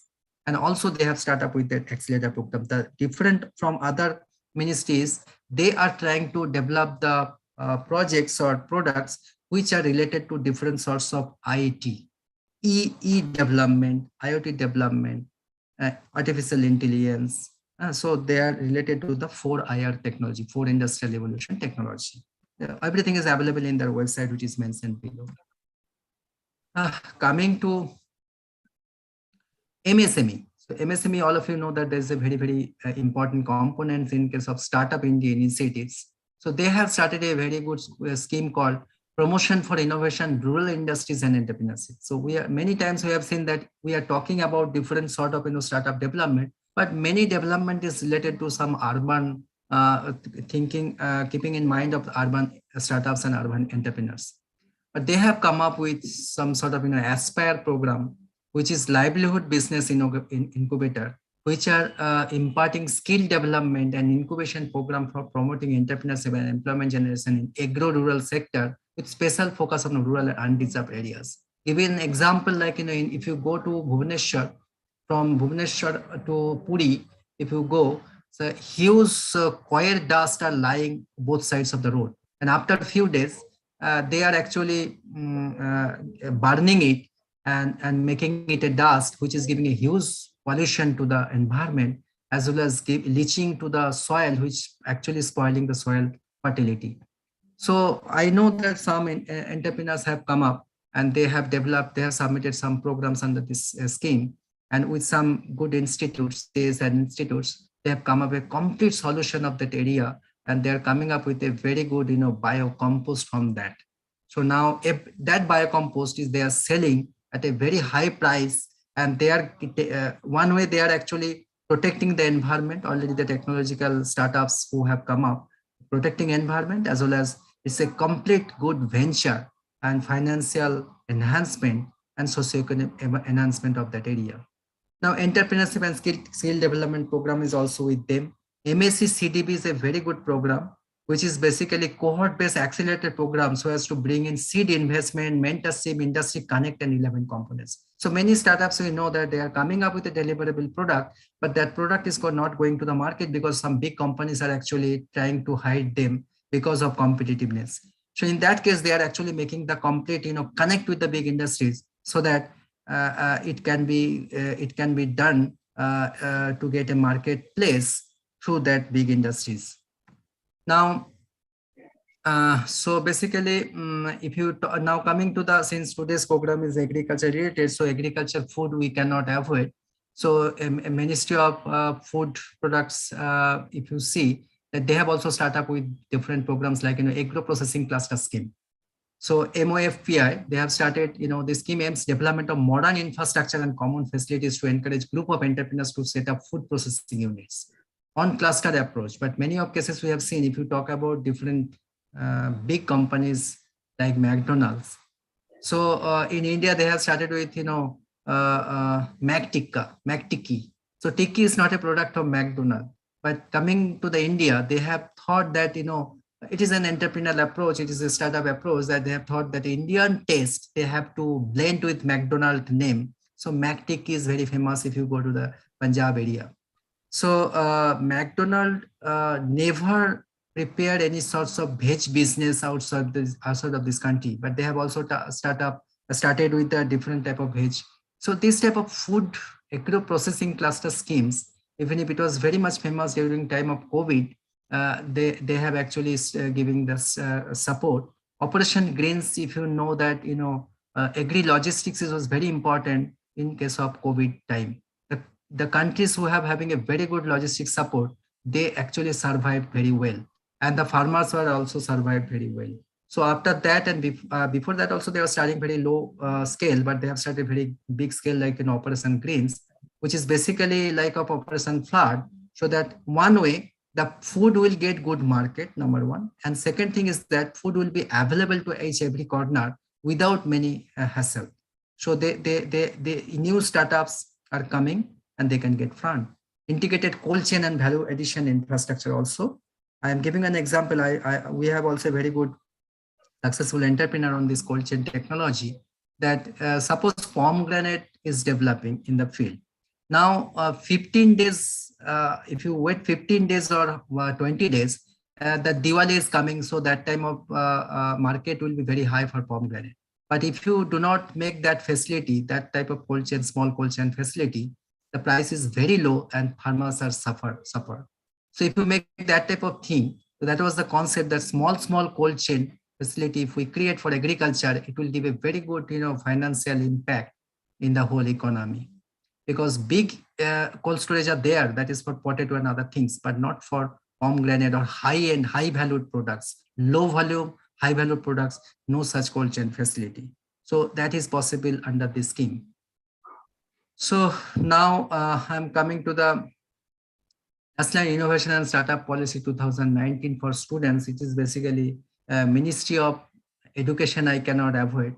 Ministry of Education, that they have developed a separate department called Innovation Cell, Ministry of Education Innovation Cell, MIC. So that Smart India Hackathon, Samadhan, Drug Discovery Hackathon, and Toykathon. Indian toys are very famous in the globe, but the fortunate is that design is being done by India, but development is done by China and other countries. So that's why the Ministry of Education has started this program called Toykathon. If anybody is having some idea to develop the product, come and submit a proposal. Smart India Hackathon is a very, I know that your university is also part of that probably, that anybody is having some good idea, they can come under this hackathon. We want to get this, they want to get this idea, and they ultimately give the project under that scheme so that a deliverable prototype as well as product is coming out in near future. So the Ministry of Education has developed a separate, division to take the ideas from different students of this country. So now coming to the almost last slides, I am coming that one case study, it may be motivated from the agri innovators. Is a Vivek Pandey, is a co-founder and chief technology officer of EcoGen Solution Private Limited. He is a graduate from IIT Kharagpur. So he's a mechanical engineer, and basically he was a very, very bright student from IIT Kharagpur. BTech, MTech is a very high score. He got many jobs, but he didn't join in any job. He, along with his two friends, started a startup, got first level of funding from TIDE, MEIT, and the second level of funding from our scheme, DSI scheme called PRISM. And he was having some dream of making, 100 crore turnover and 100 manpower in his company within a period of 4 years. And the fortunate thing is that within a period of 4 years, his turnover is touching more than 120 crore turnover with 300 people, 10 patents. And his market is not only in India, but also different parts of the East Africa and Southeast Asia as well. So I just want to show 3 minutes video of his innovation, and it is an agri innovation. After this, I will complete my presentation. You will tell me whether it is visible or not. Is it visible? Yes, sir. But video is not coming. The sound coming? No, sir. Yes, yes, sir. Now it's got connected. We're able to see.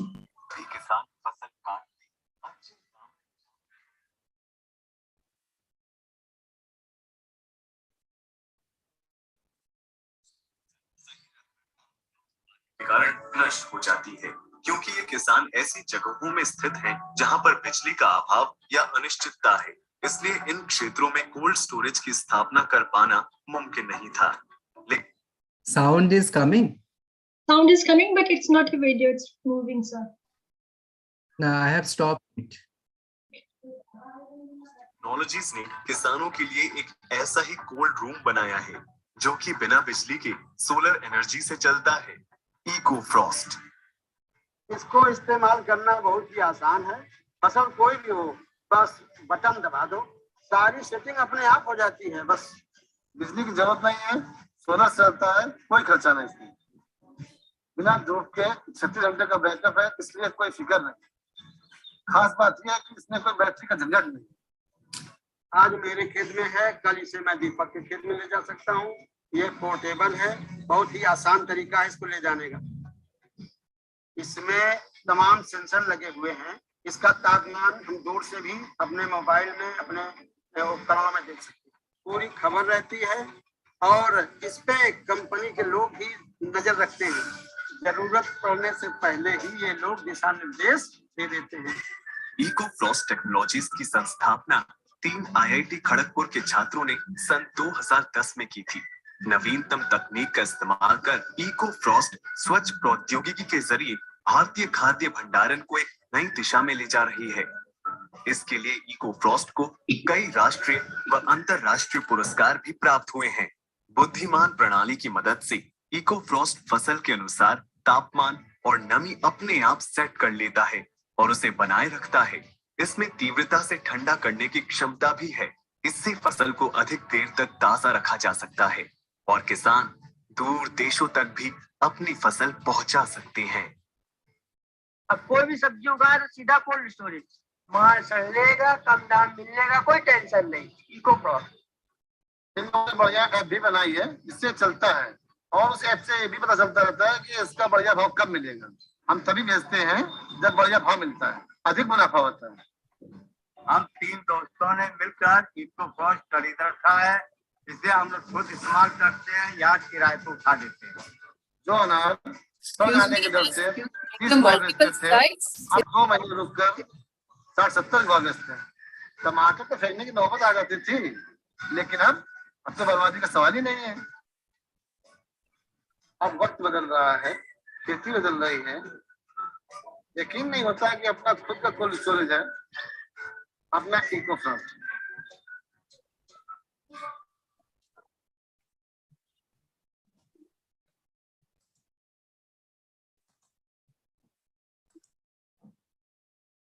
Thank you everybody. I think I have finished. Am I audible?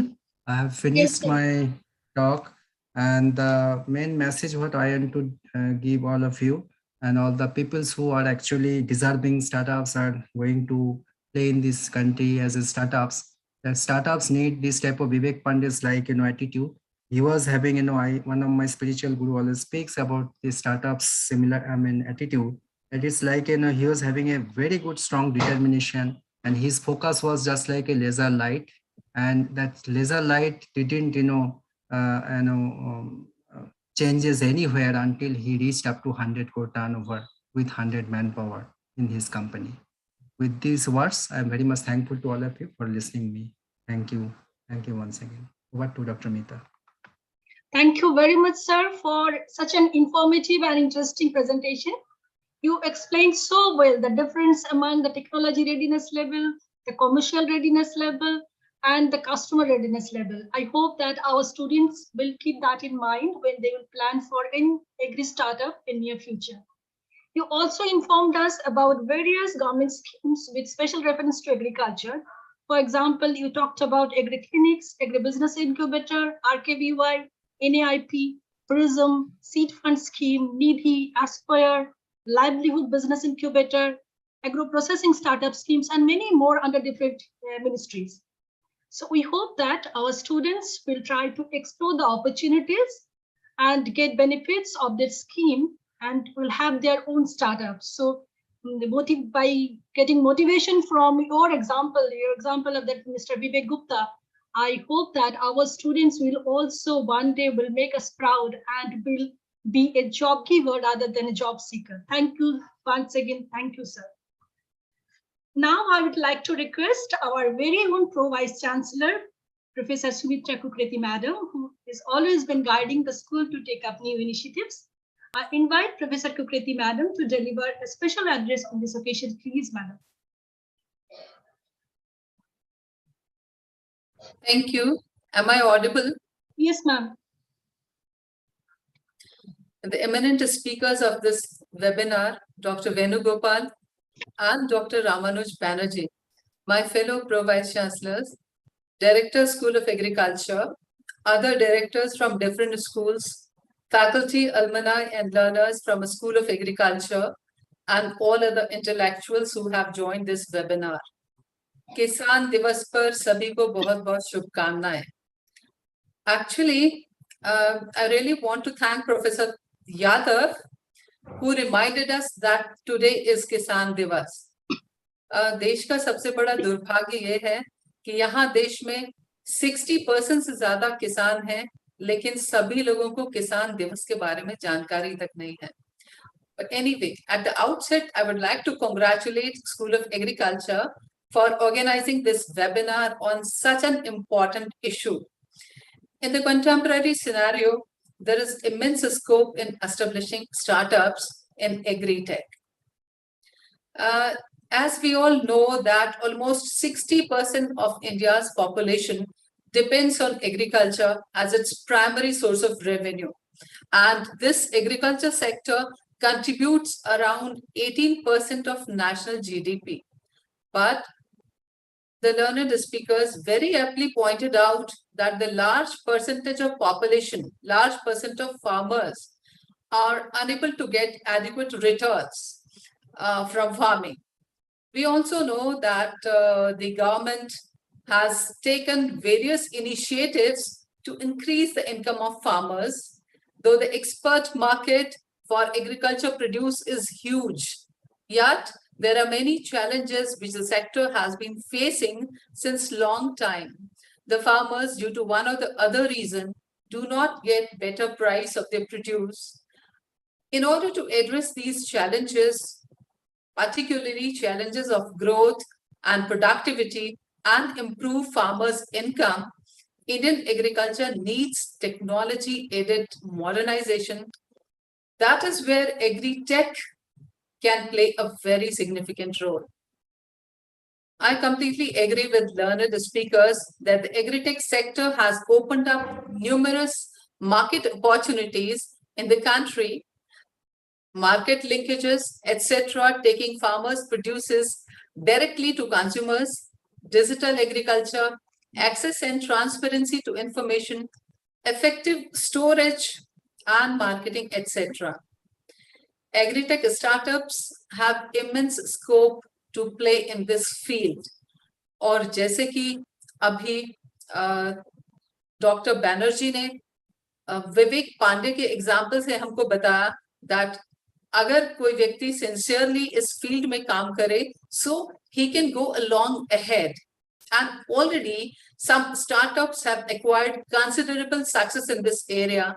Actually, India accounts for more than 500 plus startups in the agri-tech space, which suggests that every 9th agri-tech startup in the world is an Indian one. So this sector has not only seen a rise in the number of emerging agri-tech startups, but also increase in the number of investors who are showing interest in these Indian agri-tech startups. And currently, about 25 Indian agri-tech startups have ventured in markets outside India. The topic of these lectures covered different dimensions of agri-tech startup, right from technology in agri-tech startups to various government schemes to promote startup. And this was a kind of eye-opener for all the people who are interested in any kind of technology-driven agriculture.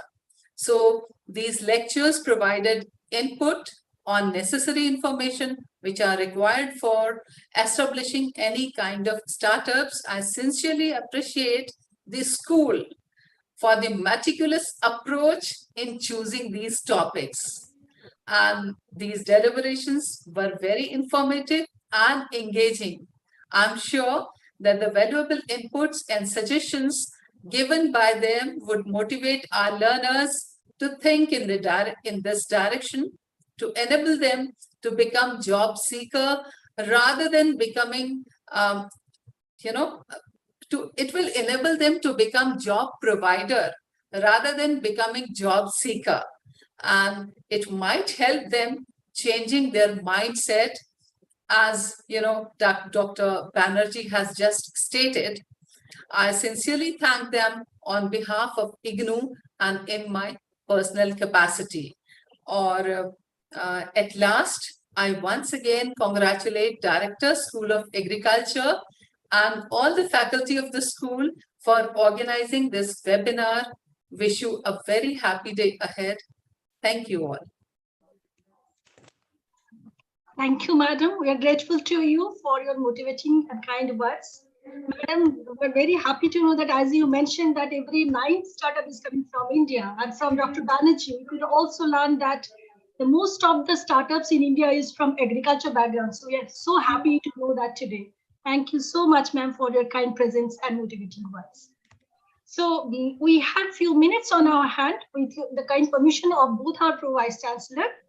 May I now announce that the session is open for interaction with all the participants. We might not be able to take all the questions, but we can try our best. So whoever have queries in the mind, whoever wants to interact with the expert, you can speak now. Please come one by one so that we can clearly listen to everyone. Thank you. It's open for discussion.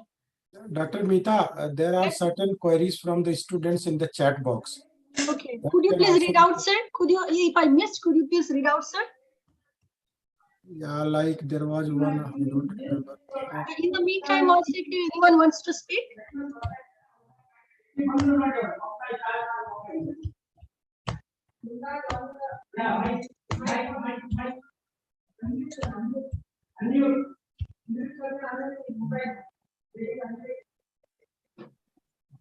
If anyone from the audience wants to share their views about the agri startup, you are welcome.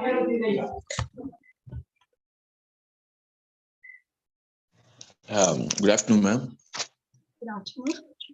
Yeah, today's session is very awesome, ma'am, because of higher officials and who succeeded their life. They shared their experience with us. Because of, ma'am, how we reach with them, because of they shared with us a number of shared technologies and robotics and artificial intelligence. These things are using in farming and agriculture sectors. So we need to learn briefly. We need to learn these things are briefly, not in session learn within a half an hour. It's not possible to learn total things. So is there any way to touch with them who they are shared with their experience with us? Yes, sir. We have a genuine concern. Actually, we listened to Dr. Venugopal. He shared his email ID, both professional and personal email IDs. You can again route down his email ID. Could you please share again, sir? Dr. Venugopal?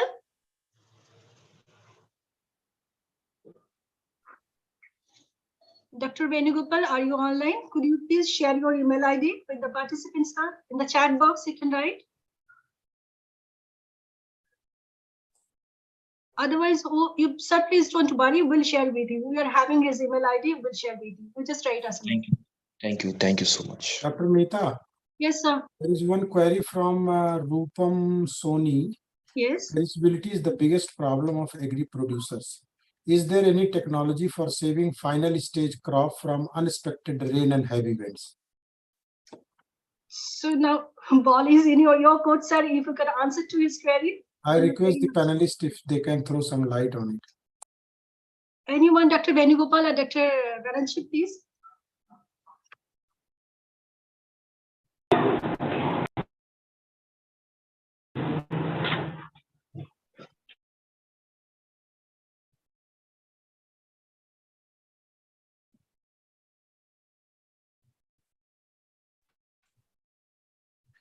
Yeah, if Dr. Venugopal is not, I think it can interfere. Otherwise, every crop specific technology, post-harvest technologies are there. And in case of agri-technology, India is also far ahead of many countries, many Asia-Pacific countries. So am I audible? Yes, so sir. best thing is that cold storage, cold chain mechanism is already in place in this country. And Ministry of Agriculture has also started a different program, cold chain program. And second thing is that in respect of post-harvest technology, yes, there are many technologies are available and there are separate companies in this country who are offering that post-harvest technology. Of course, product-specific post-harvest technologies are there. Okay. Thank you, sir. Anyone else? Yeah, hi, this is Sumit Kaushik. So, yeah, so there are a lot of risks, multiple risks involved in agribusiness management, and a lot of young professions are not getting into it, considering the amount and quantity of risks. Also, the uncertainty of profits due to many factors. Although government of India is introducing progressive, schemes and policies, however, still there is a lack of interest. So how to address this? Because there's a fear in everyone's mind. If we put in money or capital into it, it is not going to succeed. Although it is with every sector, be it farm or non-farm, but with agri, there's a lot. So I can take that question. See, basically, that's the challenge for a startup. So a startup, because we are also taking classes in different management schools. There is a terminology called opportunity recognition. So startup has a very good eye or vision to get that to recognize the opportunity. Giving an example, I'm talking about a startup person. His name is Sandeep Patil. He's from IIT Kanpur. He has developed a technology for filtering, filter. It will be used for HEPA filter. Okay. It was a year of 2019. It was supported by DSIR, and he already developed the machine for that HEPA filter, new type of nano filter development. The moment COVID came, technology developed, but the moment COVID came, he took the opportunity and just translated his idea in the implementation level and making a nanofilter mask. And he is having now more than 60 crore turnover company only because of COVID, and changing his idea to make a nanofilter for HEPA filter or different sorts of filtering machine, change to the mask. So that opportunity recognition is very important for a startup. Yes, there is a risk always, but if your opportunity recognition is perfect, if your intuition or spark is to that level that you can get a market, then it will be very, very sound thing. Another one thing I am giving you an example. Although there is very risk, but the gain is also very high. If you take any in Indian agriculture industry's data, that growth is more than 100% in agriculture sector than that of any sector. if you actually target the right opportunity in right time and place your positioning with that opportunity. Okay.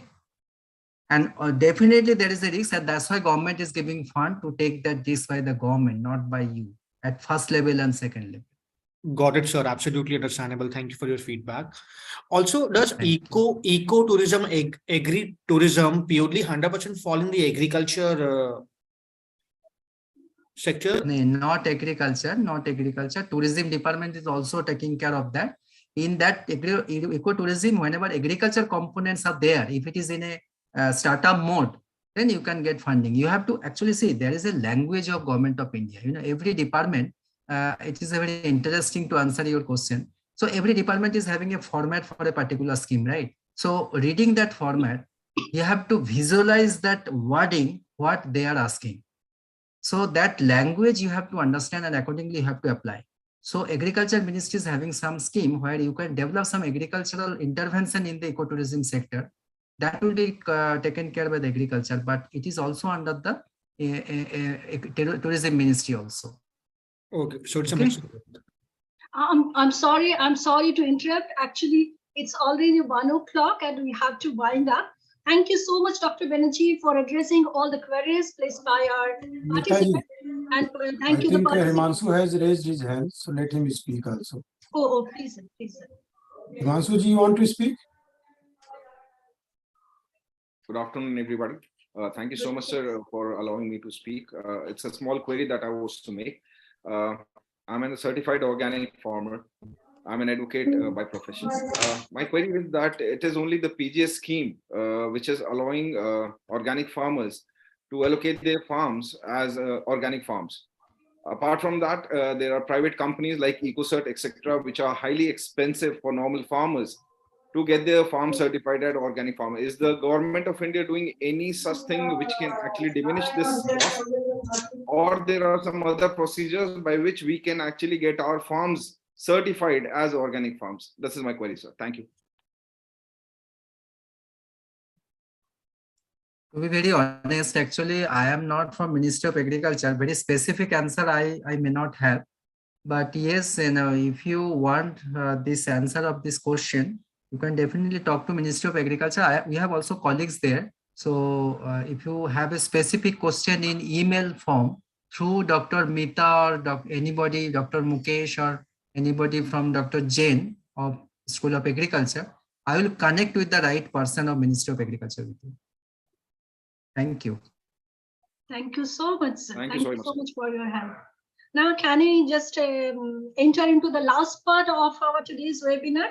I must thank my colleagues, Dr. P. Vijay Kumar and Dr. Mukesh Kumar, for coordinating this webinar and giving me this opportunity to have interaction with the experts and the participants. I express my sincere thanks to everyone for your participation in this webinar. Now we have with us our senior colleague from IGNOU Regional Center, Bangalore, the Regional Director, Dr. S. Radha, who has always been very active and instrumental in organizing the collaborative programs with the School of Agriculture and supporting us. May I now request Dr. Radha Madam to propose a formal vote of thanks, ma'am, please. Thank you, ma'am. Thank you very much. Dignitaries of today's event, my dear colleagues, it's a privilege for me to express a vote of thanks on this occasion. On behalf of IGNOU School of Agriculture and RT Bangalore, we express our sincere thanks to Dr. Surendra Kumar Venugopal, General Manager CV Technologies Noida, who delivered an excellent talk on technology in Agritech startups, and Dr. Ramanuj Banerjee, scientist, DST, Ministry of Science and Technology, Government of India, for providing valuable and very informative guidelines on startup and government schemes. On behalf of School of Agriculture and RT Bangalore, we are highly grateful to Professor Nageswar Rao, Honorable Vice Chancellor, and Professor Sumitra Kuketri, Pro Vice Chancellor, for providing this notable opportunity to conduct the webinar on Agritech startup, scope, and opportunities on the occasion of Kisan Divas. And we are also thankful to Professor Pro Vice Chancellor, Professor Satyakamji, for his kind presence and valuable guidance. We are highly grateful to our beloved director, Dr. P.K. Jain, School of Agriculture, IGNOU, for taking the initiative of hosting this virtual meeting on innovative concept of Agritech startups. Sir, we hope to have many more value-added events under your leadership. We are thankful to Professor S.K. Yadav, School of Agriculture, IGNOU, for a warm and graceful welcome to all the dignitaries and audience. We are thankful to Dr. Mukesh Kumar and Dr. P. Vijay Kumar, School of Agriculture, IGNOU, for the excellent coordination of today's national webinar during this term and examination time. We are thankful to Dr. Mitas Mahapatra, Associate Professor, School of Agriculture, IGNOU, for marvelously moderating the event. We are thankful to the staff of School of Agriculture, Regional Center Bangalore, for the timely support and moral support extended today to make this webinar successful. We are thankful to all the staff of schools, divisions, centers, research centers, and learners who have taken active participation in today's event. It has been our tribute to host all the members and audience of the meeting. I would like to place my hearty thanks to all the volunteers and participants because of whom we made this event possible. We are thankful to one and all who directly, indirectly supported the success of this function. We have gained practical insight of Agritech startup by this webinar. Thank you. Namaskar, ma'am. With the kind permission of Honorable Pro Vice Chancellor, Madam and Sir, can we now conclude the meeting? Please. Yes, please. Thank you so much, ma'am. Wish Thank you, everyone ma'am. happy Farmers Day and Merry Christmas. Thank you. Thank you. Thank you. Thank you. Very much. Thank you. Thank you. Thank you.